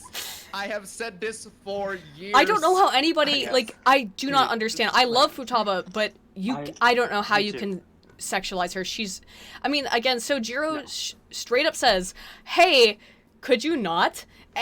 Could you really not do that? Which is enough. He's like, please call me Papa. No. Also, don't date Futaba. That would be weird. So don't do that. I love Futaba and I love her design. I love her. Everything about her is. She's a great character, but it's so weird. But dating her is out of the fucking question. No. It seems so creepy. She is like a little sister. So. Protect the strange little girl. Protect the lowly. That's why. Protect the strange little girl. Fucking make food for the strange little girl. Do not. No, do not. That's why I went with Tai the first time, so I could go with the opposite kind of weird. Sojiro. Dating an older woman. Sojiro. I hunger. Curry time. But I mean, she does have really cute moments, but. I mean, when you first go to Akihabara, and she gets lost, and she gets so afraid, I mean, that's adorable, but it's to me, the emotion that I felt in response to that was yes, protect Futaba, do not let anyone go anywhere near her, not, oh my, I want to put my D in there. And I can just imagine Akira the moment someone tries to hit on Futaba. You want to fucking go, mate? And her palace is one of the best. Her palace. Okay, can we talk about how her palace is the most fucking annoying? It is pretty annoying. But yes. Most annoying. It's really cool stylistically. It is. Not the most. Here's another question though too, because I have a very strong position on this. Which palace has the best music? Oh, the bank one. Really? Sorry. Wait. Sae. It's Sae. For me. It's Sae for me. Sae is great. I thought I would get really tired of the lyrics, but I didn't. I loved it. I like great, but both. I love blues, so I'm the bank palace. I like Kaneshiro's. Kaneshiro had the and I best. like Sae's palace music. Even though it was I'm sorry. I'm not sorry. I know people generally do not agree with me, but I just cannot get fucking Shido's palace theme out of my head. Shido's palace theme You know is what good. theme I can't get out of my I cannot get the Memento theme in my head. It's it should be annoying. but no, it's they not. made it like this weird Yeah, kind yeah. of like I called Loop it It's like loop. this weird warpy that works awesome that shit. works for a infinitely randomly generated dungeon. It works really well because it's. I thought I would not like Mementos, but I like it. All right, we're gonna put this on. Like it's funny, Aiden, that you would even talk about P5, considering I just got back into the music. So, it's like, and Mementos was the first one. I was like, I need to listen to that. I've played Persona 5 so many times, and I can still listen to Last Surprise recreationally. I can Yes. listen. I can listen to like all the songs. I really think it's got. I thought that P3 had the best soundtrack of any game of all time. I mean. P3, including Portable as well. But I don't know now. I'm really P3 had a confused. fantastic soundtrack. P3 has a great soundtrack, but oh man, it's basically like a difference in taste. P3 is very hip hop inspired, whereas P5 is very jazz, and it kind of depends Blues, which is on your taste. So it was right up my alley. Burn my bread! Okay, so I think we can we're all in agreement here that Futaba is not for dating. Futaba is for protecting. Yes. No, This is she is protected. Yes. You protect her. Protect her. Protect. you protect. Oh yeah. Haru's palace was the most annoying for me. The one where you get to the gravity and you get to the spaces and everything like That's that. a really easy puzzle though. That puzzle, I did it without even thinking. I was like drunk and it's stoned. easy, but it's time consuming. That's the Compared to Futaba's palace. Futaba's palace is it's not even the puzzles in and of themselves. Like the rearrangement puzzles are really easy, but it's such like a weird slog that I got lost the first time so bad. I couldn't stand Anubis. Because I'm into the whole ancient Egypt shit. Oh, I love that too. I love the theme. I love the style. Hit with me. I just did not like But yeah, the layout. And I could. the story around it was so good Yeah. that I was able to flow through it. I couldn't stand Anubis. Oh, Anubis is a very frustrating. I think we're probably irritating people. Was it there was that demon in Futaba's palace that actually turns you to a rat? Yeah. Yes. Not. I hated that one. It's not. Oh, I hate that too. Because like my team wasn't really perfect. We have someone else here for waiting. Futaba's Palace, I'm gonna pull in Aetherion if you want to come in, since we're just kind of bullshitting now. If you want to talk, we're talking about waifus now, which basically means we're winding this shit down. But Open it. Just unplug that. You're welcome. Let me see. Let's see then. Hey, Ethan. Well, we've kind of agreed on Futaba. we've agreed on Futaba, so now we have to agreed. talk about the other waifus, since this is clearly where this conversation has steered. I mean, you guys already know my opinion. An, what about An? I don't. An is okay. She doesn't. An is She's okay. too ditzy for me. She's hot. But like, she's too Yeah, ditzy, I and don't it's just not my type. I like smart She's Okay. grills. I mean, I like between... like I really like An with Sakamoto. I like them as a couple. Yeah. Yes. It Yeah. actually It it should have really made sense well. because there's this one time where An offered asked Ryuji if they want to work out, if they want Yes. to work out together, and she said, I will date you if you want to work out, and Ryuji said no. There's a And I'm couple like, moments. "But There's a why?" couple moments like that that are But why? really, really overt. Where I thought Ryuji just stood there. It's I was okay. actually expecting. Well, I think Yeah, it's Ryuji- because the game really wants to frame kind of like a sister brother relationship. Maybe, With but them? I thought for sure. I thought for sure when there was a Ryuji's thought detector is pretty good, I guess. the moment during the summer vacation scene where they're all staring at An's tits, and then she like grabs him and like punches him in the stomach a little bit. I was like, oh, they're gonna hook up, and I was like, okay, so hands off of her because it's gonna be a Junpei thing. And I was like, all right, so I just Right. assumed they were going to hook up with each other because there's so much pushing that. And I bet if they do release a female-oriented version of that game, they might include that. I maybe not, though, because, again, like I said, there aren't a lot of male options. I mean, just... Is anybody going to date Yoshida? Persona 5 Crimson. You going to date Yoshida as a high schooler? You going to go date this 60-year-old politician? I don't think so. Ouch! Just saying. I don't think that would fly. I think it'd be a little creepy. But why though? Oh, speaking of dating, I think you guys kind of I don't want to say it, but you can date Ken as far as I know, from Persona 3. Ooh. Really? I didn't know that actually. I didn't. Oh, you don't know that? Oh no! Oh! I did not know that actually. Yes, Yeah. you can date Ken in Persona 3 Portable as a female protagonist. That's crazy. And that is fucking nuts. I mean, I'm just gonna go if they do this Oh, with boy. P5, I'm going hardcore for EYE and straight for that maximize that guts. And is it guts or proficiency you need to get as max? I don't remember. I think it is gut. Yes. I mean, yes. just fucking... Guts is actually guts. And I think you need both. I think you need proficiency to max. The moment they need a lot release of the burgers. fucking the moment they release a female character, it's just straight for that Yakuza dick. right on that. I'm gonna hop right on that Yakuza dick. I don't know. He's a fun guy. He's a really fun character. He got a son though. He got a And son. his son doesn't have a mom. Okay, well. Just like a few years older. Oh no! I'm 3 years older than his son. Oh no! You've seen these kind of situations before, where it's like, "This is your new mom." You know what? It kind of reminds me, because you can't necessarily date all of the female characters, because even as a male character, you can't necessarily date all the female characters, because in Persona 4, you have a social link with an old lady. Yep, but. Oh yeah. Who was that? Yeah. But there's what Yeah. there's. Yeah. Oh yeah, not just that, not just an old lady, but also a mom of a kid. But there's in no a others. daycare. There's no so okay. So if they flip this game around, let's just put it out because I'm a lady and I might be a half a gay, but I'm mostly a straight, and I.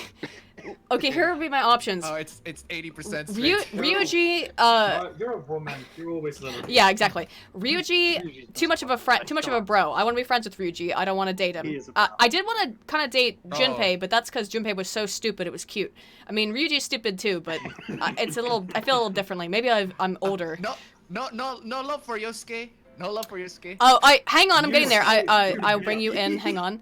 Yusuke is gay and in denial. So obviously, Yeah. Not Yusuke. Yosuke. Wait. Yosuke. Yusuke, you're a meshy. No. Fucking. But yeah, Yosuke. That's the thing. He is. Oh no. he is Yeah, no. very fucking He's gay. gay too a little bit though.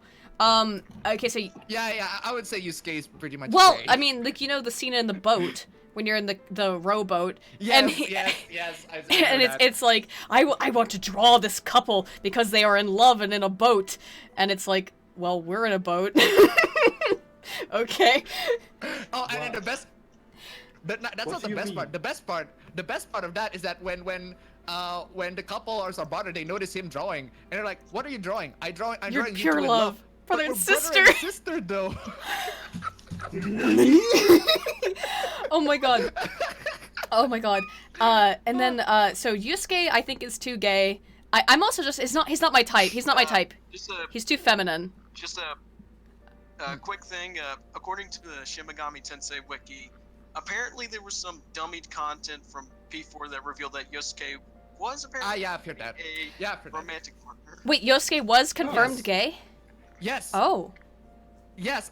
Well, I wouldn't say he's confirmed gay, but there was a cut content in Persona 4 where Yosuke can be romance. There is even like a cut voice of it. Yeah.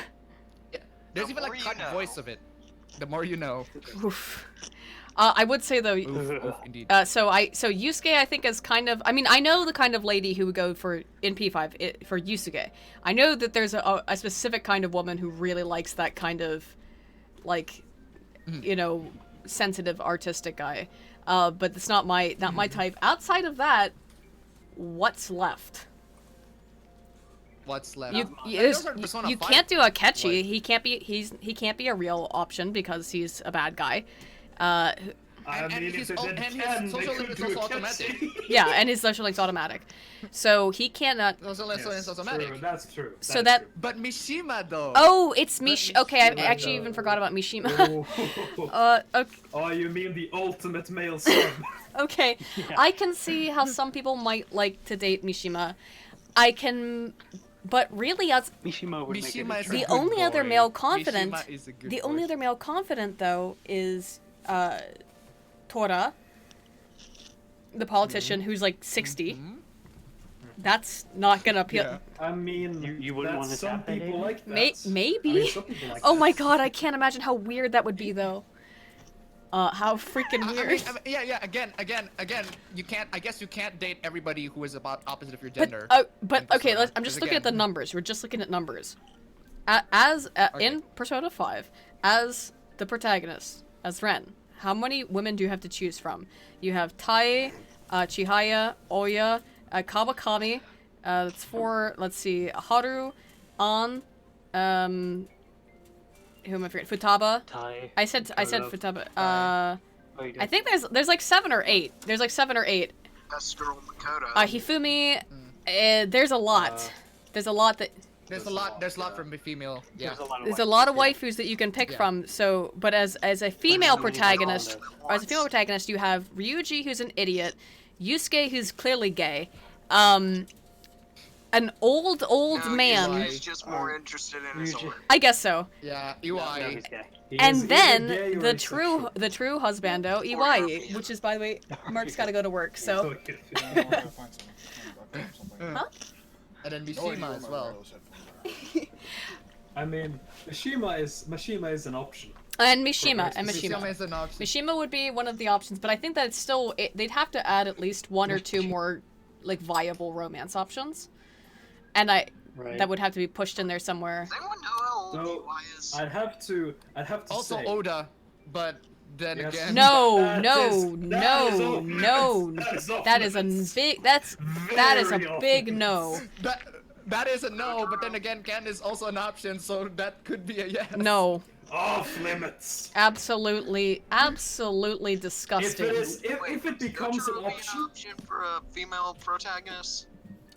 If Oda becomes an option, it is a Futaba situation. Fuck you. Yeah, exactly. Well, but he's like Futaba's supposed to be a year younger than you, but Oda is a middle schooler, so he's at least 2 years younger. Oda is a kid. He's at least 2 years younger than you. If he is 13, he is legal in that country. Ew.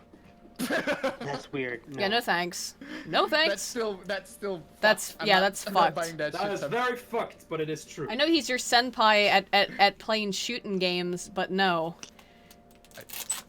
Oh yeah, Sojiro. Oh no,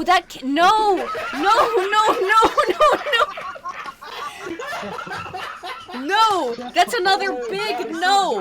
No, you can't date your dad. No. Stop it. Just fucking. This is wrong. This is very bad. Just Daddy Sojiro, eh? No, absolutely no. It's like, call me Papa. I mean, he is described. Stop. He is described as a lady. Oh, what do they say in English? Because I noticed that that there is a weird thing in the Japanese dub where in the subtitles it says call him boss. You know they call him master in Japanese. So not Goshijin-sama, master. If a female protagonist dated Sojiro, she could call him daddy in the streets and in the sheets. Oh, I'm sorry. That deserves this. Oh god, that's awful. I'm upset just thinking about this. Oh my god. Man, you have trouble with Why people in the chat are asking why not a catchy? We kind of covered on it. You can't do you couldn't be able to do a catchy because one they would have to fundamentally change the game. He's a villain, so it's not possible. It's just like the thing with why you couldn't date Junpei in the portable version of Persona 3. It's because he and Lolly bitch, whatever her name was, I forget, were he was in love with her. Something I just remembered is there are people who I've seen people bitch about how you can't date Sei. I can see that because Sai I can is see that. pretty gorgeous. Sai? Oh yeah. But then again, she's also automatic. I definitely play a third game where you can date Sai. I mean, so they're definitely going to come out with the Persona 5 R that they've been talking about, which I think is going to be Persona 5 Crimson when it comes out. Probably. Probably. So they're probably going to change a lot of things, and probably going to change more than they did with Golden. That would be interesting. As long as they roam.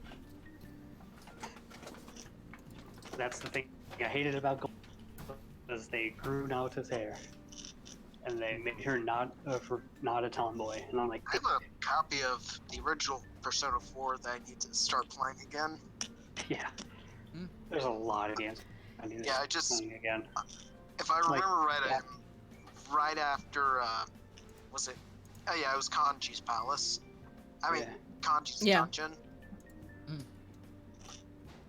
Well. Also, Naoto's best girl. Fight me on that. Naoto is best girl in 4. No, it's Chie. Chie. Actually, yeah, that is a hard choice. Chie is, but the thing with Chie is she's another case where it's like I just want to be bros with Chie. Types of tomboy. I just want to be bros with Chie, Also, kind of, but also. Also, her cooking is lethal. Yeah, That's the interesting thing about I just noted that the Persona 5 protagonist got all the girls who can actually cook. Yeah. And Persona 4 got all yeah, the girls who can't. Or you. I like Chie. I love Chie. She's my favorite character in Persona 4. Ironically, the worst. I do love Chie. The worst cook is his teacher. Yeah. I mean, yeah, Kabakami's. But That's is an interesting thing interesting too, though, is that a lot of the adult relationships that was kind of a new introduction to P5 in just how many adults. Actually, that's not new. No, you can date your sister. the number of adult relationships you can enter into, though. Yeah. That there are so many. Yeah. Because it's 4 characters, yeah. Oya, Tai, Chihaya, and Kawakami. That's a lot. That's a lot more adult that's half options. of the roster essentially. Yeah. Which is interesting considering you're 17. These are all 30-year-old 30-year-old women. Ooh, woo, what's this? But I still really like dating the teacher in Persona 3. Yeah. Which is weird. It is weird, but oh, who did you usually go with in Persona 3, guys? I guess. Fuka. Fuka's adorable. Actually, oh my god, what's her name? I don't know.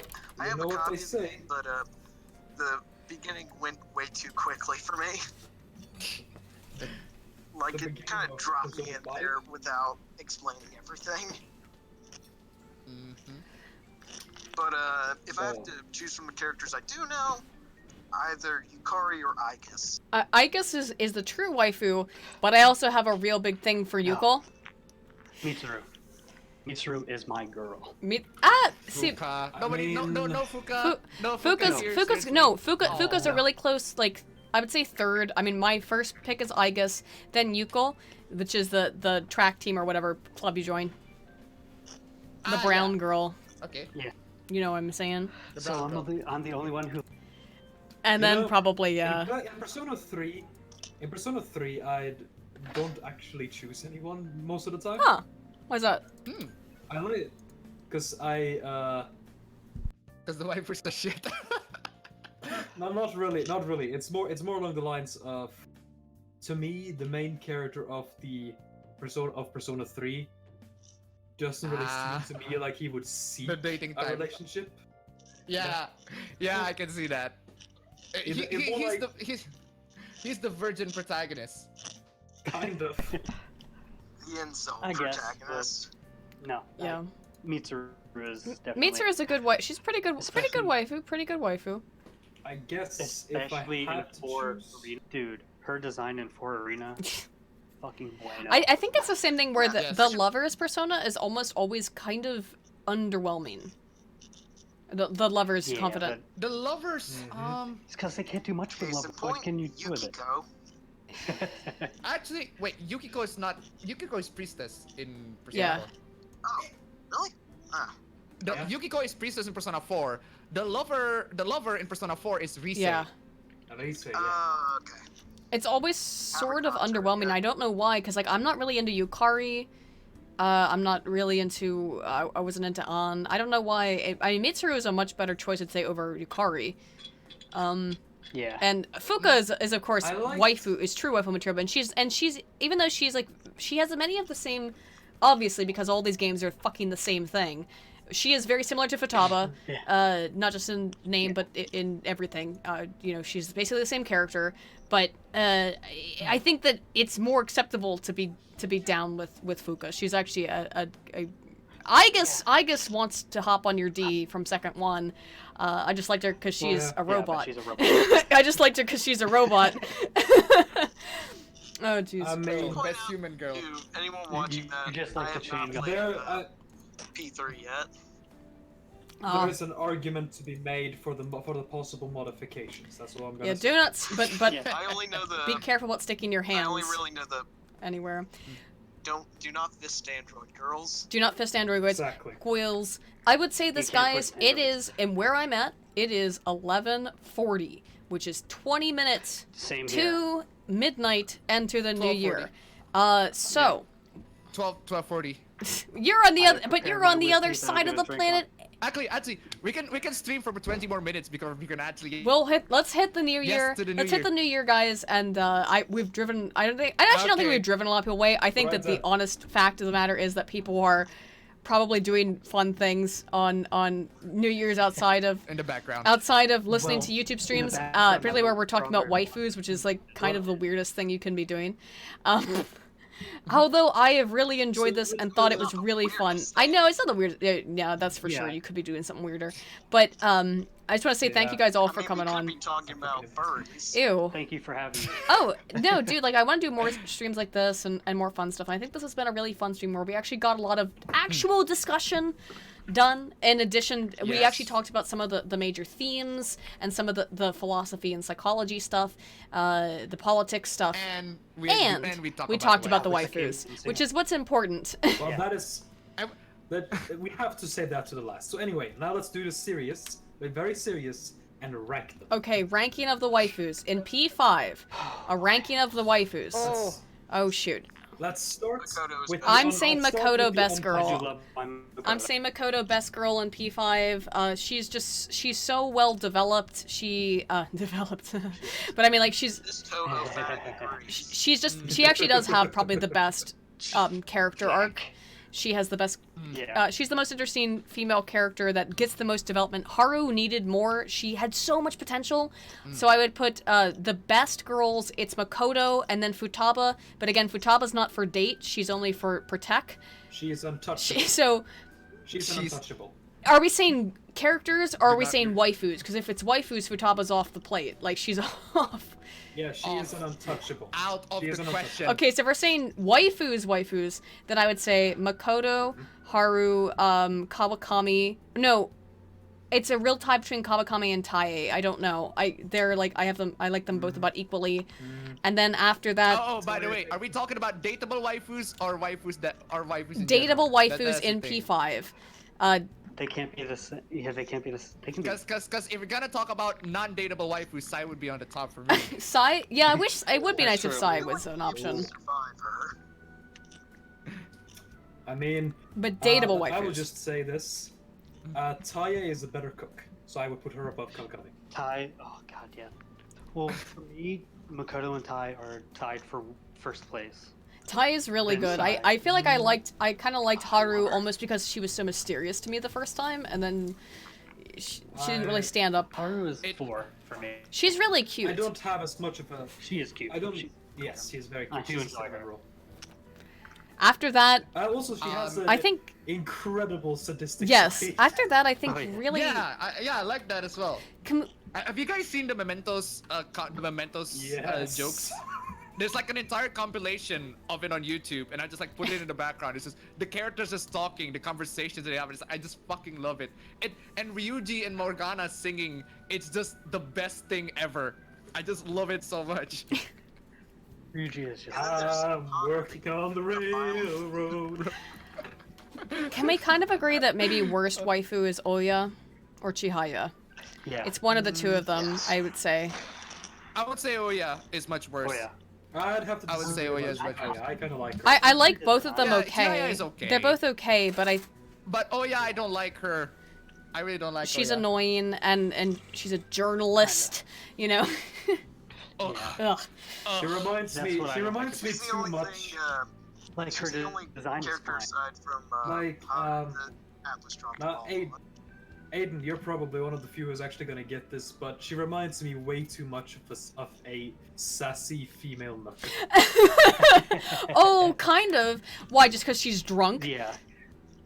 She Well, is drunk. that is Yeah, part she's of it, very drunk. But there's other things as well. I have to think about it. I have to think about it. I would have to consider whether or not she's a sassy female nucka.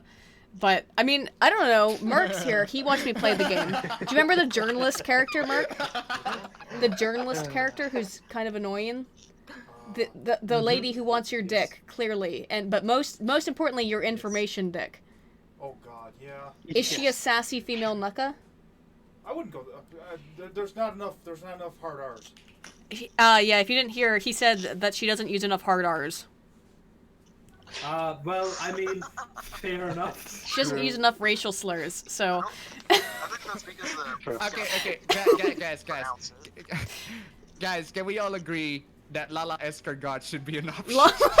Oh no! Okay, but here's the thing. In the remake though, is Lala an option for the female protagonist or the male one, or both? Both. Lala Escargot, underrated. I really want to hear Lala's voice. It's like... Ara, kawaii no otako desho. That's how I'm trying to imagine. I would have to try to like, I'd have to, okay, let me see. In Japanese, so it would be like, so it would be, so I have to do like a man pretending to be a woman, which would be like, yeah, like, ara, kawaii no otako desho. Just yeah, there you go. Just fucking. You come around her often, don't you? Watch yourself. Holy fuck. Well, we're reaching New Year's, which is a good time because I believe everyone's getting a little bit silly. Yeah, not me. At this point, as we approach the new year, I will read the super chats. Okay. Sweet. Ooh. So, okay. Before you start. What's up, Merc?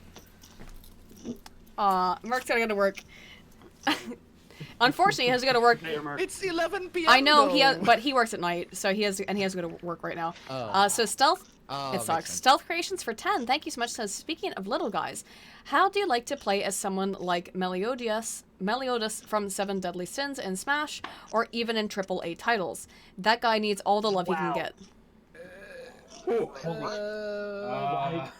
That is so weird that he Probably. would say that now, that he'd say Meliodas, because my little brother just started watching Seven Deadly Sins right. Ooh. That's kind of It's a weird. series. How many episodes does that show have? I think it's the typical. I think it's the typical 12 episode. I forgot. No. Oh no, Seven Deadly Sins is longer. Oh, longer. Okay. It's shonen, so Oh, it it's has, shonen, This is one series Netflix I has actually 3 don't know seasons. anything about. I must have missed it. It's a pretty good show. Really? So wait, does it have over Gotta Google 40 it. episodes like JoJo? JoJo's like almost at 60 now, man. Yeah. No, I think it's It's but you guys think it's a good shonen? That Yeah, it's a good show. It's surprisingly good. JoJo? JoJo's Oh, is no, barely JoJo's a the best shonen. thing It's mostly a ever. seinen. JoJo's not a shonen. Oh, by the way, did you guys? JoJo's Speaking of shonen. By the way, did you guys know that Love Life is rated seinen? What? I What's that? Excuse me. I do not like that show at all. Yeah. Yes, I'm not kidding. If you go to Wikipedia, you search for Love Life, it's categorized as seinen. Why? But I mean, can someone explain what that is? Seinen? Is it Oh, a the movie? difference. No, Love Live. Love Live. I know what seinen is. Oh, real quickly, I want to point out, because I'm sorry I forgot this earlier, is that I forgot to check my Streamlabs, and by the way, guys, there's Streamlabs if you don't want to give money to YouTube. Jolly Rogers Bilgewater did donate $7.46 to say, here is exactly enough money to buy Merc a butt plug. You are welcome. Thank you. Wrecked, baby. Thank you. Might as well just Going to Amazon right now and finding the cheapest butt plug available. Well, I know someone who's Gonna get a have late Christmas present. Thank you, Jolly Roger. Does it come with a tail though? That's the thing. It's just a butt plug. I'm sorry, we're off track now. Oh, it's not a tail plug. But we've got Okay. it's 12 minutes left, guys. Actually, I really have to use the restroom, so please talk amongst yourselves while I so that I don't die before it's New Year's. Oh, you can like send a super chat so that everybody. Everybody, let's stop bullying. Also, I'll be right back. Oh, jeez. Something. Oh, who's gonna read the super chat here? Okay, you can go ahead, Appa. I'm sorry. Oh, okay. Alright, me. Infamous Gamer Jr. 12 by $2. Futaba is dating, but that teacher though. Brendan Stiltner for $2. Can we talk about Yusuke and Futaba's interaction? Yeah. They're essentially brothers and sisters. If you ask me, they're essentially feels like brother and sister. Futaba is everybody's little sister. That's the thing. Yes. It's sort of when it comes to Yusuke and Futaba in particular, I suppose the game itself wants to prop that up as the potential relationship for Futaba, but I don't see it. No, they're very they're very wholesome together as like a brother and sister sort. I really like the moments between the two. I really like when she referred to him as Inari a lot of times. I really like when Yusuke. I really like when he essentially rearranged the Power Rangers action figure. That was fucking amazing. Yeah, that was the best. Oof. Oh my god. Yeah. Why would you do that, Yusuke? Oh. Anyway, Robot made $2. Master is used to refer to Bart keeps in the bar. Very interesting. That's very Japanese. Oh my god. Very Japanese. Very this Japanese. Last one, though. Oh. Anyway, radio console, $2. Thing with Chie, I wanna plow that tomboy puss. Ew. Ooh, I'd boy. like to plant some lilies. Oh, did you read the rest of my super chats? I'll read them though. Did we go through them? Boy. Samurai Bear. Oh boy. Samurai Bear for 2 said, "Do you know the YouTube Faither? He made Persona / and SMT." No, I don't. YouTube. I don't know. Oh shoot! I just remembered. I actually did a paper on Persona 5's music last semester. Nice. Ooh. Damn, really? Ooh, wow. How did that go? Yeah, I'm in. No, actually, it was a spring semester this year. That's awesome. Oh, actually, I will That's cool. never. I don't know what I made on it because I never got the paper back. Oh man. Oof. I mean, I assume I did well on it. What's up, man? Oof. Only in college am I able to write papers on things I actually welcome want to write college. But just don't put Welcome to anything about college. how you don't think Orange Man is bad, and you'll be fine. If you don't think Orange Man bad, you're good. As long as you think that Orange Man Oh is my bad. god. Somebody. Oh, Aiden, check your Twitter. Huh? Check your Twitter. Oh no. Oh no. Oh god. That's wonderful. That's the waifu war. Yes. Let's do this shit, fam. Oh, that's amazing. Don't explain it. I'll put up on the screen. Hang on. Oh. Oh wait. I Look can't at see that. it. Shit. Look at that. I closed YouTube. Protect the Don't worry, I'll apaloli. put it up there. Yeah, you don't lewd the apaloli. That is absolutely. Do not lewd the That apaloli. is verboten, okay? Absolutely verboten. Didn't I save it here? What did I Oh just do my with it? God. Am I stupid? What did I do? Is it verboten Hang to on, one how the heck? Oh, there it is. as a trap? Oh, but I'm actually 20, guys. I'm actually 20. Oh my god. Okay. I happen to be a 2,000-year-old transsexual vampire. This is why I think so much of this like weird lolly argumentation. Now, first of all, like it depends on the character. Like, okay, so technically speaking, Futaba is legal, and and particularly legal with your character, with Ren, right? That's totally fine. But it is so creepy to me to want to fuck your little sister. I mean, that's what she is. Like, she's your dad's adoptive daughter. That's just, very, very creepy and weird. I don't care that she's quote-unquote legal. That's very odd. Anyway, to get through some of these other things, because there's a couple things I wanted to bring up. Infamous gamer JR12 said Futaba is dating, but that teacher, though. Okay, sorry. Brendan Stiltner then said, can we talk about Yusuke and Futaba's interactions, which is what I really wanted to talk about. Did you guys talk about that? Well, I went to go have a pee. I went to pee. It took like 5 seconds. You guys talked about it. Why does Futaba hate Yusuke so much? Or why do they have such animosity? Because he ruined her action figure. Come on, that's just the worst crime ever. But she didn't like him even before that. Like, it was even before that she had a negative perception of him. She just. No. The reason why she called him Inari is because of exactly that. Oh, I guess it does happen at the same time. Not really. That happens after that. Figures? I wouldn't know if anyone touched my figures. If anyone touched my figures, I'd be really mad too. Yeah, he improved their aesthetic. Oh my. Got a bit of a flash wave touch to them, you see. Well, thank you for moderating the super chats though, Appa. I appreciate that. What else do we have? Thank you, Brandon Stiltner. Robot Made for Two said masters used to refer to barkeeps in their bar. Yeah, I just found it weird though that in the English translation they call him boss. And so I'll be like reading, but I'm looking at the translations. I'm sitting there playing Mavija, and I'm reading the English translation, and I know that in the English voice acting he's called boss, but then like master, it's so, I don't understand why they didn't. Is it because there's a sexual thing? Because there's definitely a sexual thing about Goshujin-sama, because Goshujin-sama means master, obviously, and they keep that in with what Kawakami says to you. I don't know what she says in the English version. I don't know if she says master, Goshujin-sama, or what. Oh. She does. She does say master. You got killed by Dante. I've exclusively played like the dubbed version, which the dub is fucking great. Also, Radio Console for 2 said, thing with Chie, I wanna plow that tomboy puss. Me too, brother. Plant a couple of Her and Naoto. Like, it's interesting how Chie and now two different types of tomboy. And they both work really well. Fun fact, says Robot Maid, and this is true, Inari is fried tofu, which Kitsune loves, supposedly. Yeah.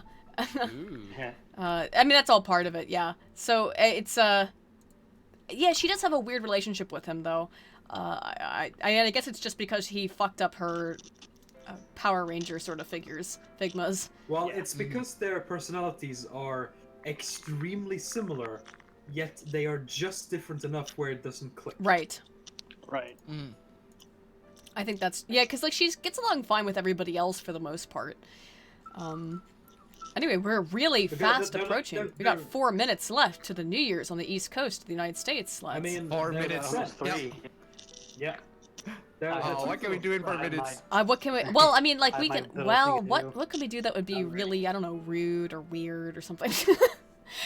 We've talked a lot about waifus. Is there anybody we've? Let me start. If you guys haven't read Shield Hero, please read it. It's amazing. I haven't read any mangas in everyone so in long. chat, remember to shame Aiden for not having seen Goblin Slayer. Okay, shame me for it. I haven't had any time. I'm watching Steins Gate Zero right now. It's what I'm doing. Like I'm trying to do trying to play my game. Steins Gate, trying to make my rhyme. You know what I'm saying? In terms of Steins Gate, I got both the visual novels. Haven't played it. I have seen the anime.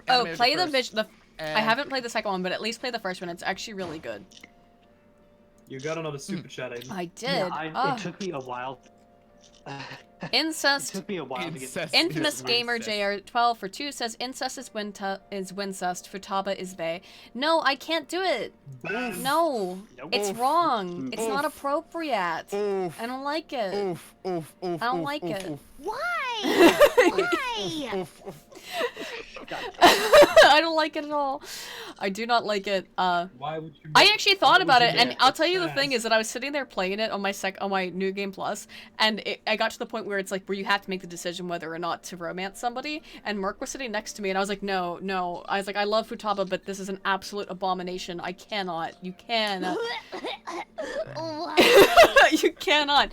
You cannot romance the Imoto. You can't do it. And Merc like tried to grab my controller and force me into doing it. It's like, no, that's not correct. Merc, no. That's illegal. Fucking. She's 15. Yeah. Don't do it. Oh. Most of them are. It doesn't even matter so much that the age, even. I mean, like, that's already weird. Because I'm saying because your character you're playing as is also, like, the same age. Oh. But. Oh god, how could I? Oh my god, how could I? I feel so bad. Sorry, had to drop out of chat because mom was asking about who I was talking to, and don't want to have to explain that I was talking to people on the internet because she's an actual technophobe. Oh. Oh god. Oh. Oh. Oh Jesus. Oh, press F. Press F for Appaben. Oh, that's horrible. One more Not minute, me. guys. Hakure, oh, One press more F. minute. One more minute. One more minute, come on. We got one more minute. Lads, are we ready to do a countdown? I don't know. Countdown. I still don't think you should lose the lolly. Don't do it. It's not appropriate. But fucking find the We countdown. have what? I don't have a countdown. Okay. Current time. Hang on. All right. So we've got 30 seconds. All right. We're gonna start the countdown when it gets a little bit closer, guys. On the East Coast of the United States of America. Oh, and I just got a Streamlabs donation as well on the East Coast, which is the Beast Coast. We just got a donation saying from T.S. Eliot for 5 saying, "Oh Lord, there is no is there no help for a widow's son? I don't know." However, someone. Okay. All right. 9, 8, 7, 6, 5, 3, 2, 3, 2, 1. Happy New Year! Happy New Year! Happy New Year! Happy New Year! Ganda! Happy New Year! Fucking, I can't believe you have a soundboard, Appa, that's great. How about this? Yes, thanks. Yes, congratulations to us. Congratulations to us. Omedeto, omedeto, omedeto, omedeto, omedeto, omedeto. Wait, it is now officially the current year +4. Yes! Current Yes! year. Kanpai! Kanpai! How? What do I cling this on? Yes. Hang on. I already had my shot of Irish whiskey, so I'm good. Kanpai! Oh, yes. And I pour out the last of my sparkling wine because I love sparkling wine. I don't get to have it too Yay. often, and I love it. Also, Okay. every one of you. This is the first time I've had every one a of glass you. of Tullamore Dew in like a year, so. Also, every one of you, remember to watch the Count's New Year's Eve. 1, 2, 3. Is that what it is? Oh. The Count, like from Sesame Oh. Street? I mean, what else can we say? Okay, Okay. For the record, I wanna quote Ryuji just to start off this year. I just wanna quote Ryuji for a bit. Who needs a girlfriend? Who needs a girlfriend when we can go to... What is it? What's the fucking name of... I'm gonna quote. What is the name of the gym again? I forgot. It's protein. Protein lovers? I forgot. Protein lovers. Who needs a girlfriend when you and I can go to Protein Lovers and get real sweaty? Hope you brought a change of underwear. By the way... For this new year? Yes. I'm just gonna quote Akira. Mm-hmm. Alright, everyone, let's do it. First, in regards to everything that's gonna happen this year. How about this? Okay, all right. So just in case, Now that's comedy. because we've had lots of things. I said kanpai, kanpai.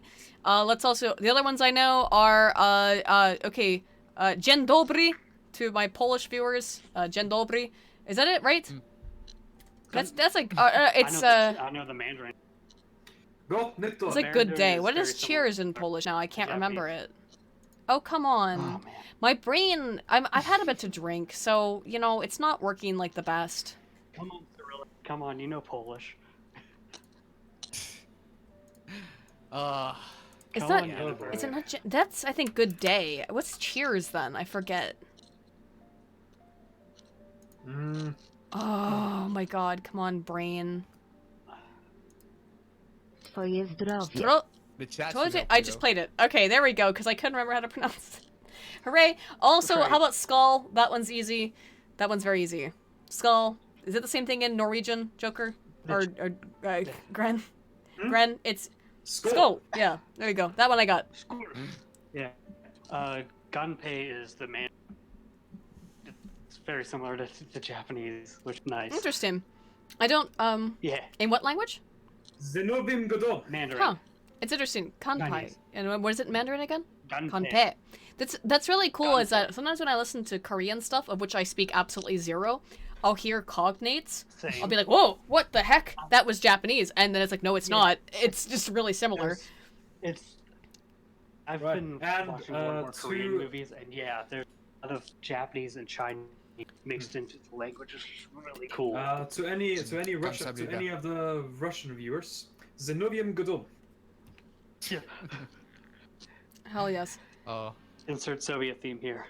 I can't believe that I by the totally way- forgot how to say cheers in Polish. Like, well, it's partially because I'm a little drunk, but the other thing is that, wow, if you don't practice a language, you completely lose it. It's crazy. Yeah, you do. Like, I decent German when I was Either in way, high school. I can't remember any of it. Lovely discussion. Lovely discussion. It's been a long time, and I think that this is a perfect time now that it's now officially where I am at. The new year, I'm going to cut this stuff off. Thank you Same. guys so much. Thank you. There are a couple more super chats. I will read the super chats. Okay, I'll do those real quick, and then we will end this. Thank you so much, Gren, Appa, Sean Haruki, and everybody for being on. Let me finish up the super chats that we had. Yeah. We had Sharky for 5. Thank you. Said, I am disappointed that they cut the timely Nae scene from the anime. It was one of my favorite scenes in the story. I haven't seen the anime, so I'll have to watch it. But thank you. Makini for Makini90 for 5 donated and said, Appa, those Thought Slayer clips at the end of last night's meme stream was funny as hell. Happy New Year's, everybody. But why though? But why though? And finally, Stealth Creations for 10 said, game pitch Persona 6, you play as everyone's best actor and substitute Justin Trudeau as you fight your way out of Canada's government and date ISIS and trannies. That would be amazing. And that is a very perfect way to end this stream. Thank you guys so much for those of you who watched and held up through the New Year's with us. Please have a very happy 2019. I have 2 new videos in the hopper that will be coming out, one very, very soon. So please be on the lookout. Thank you guys, and thanks everybody, Appa Bend, everybody for showing up. I'll talk to you all later. Bye-bye.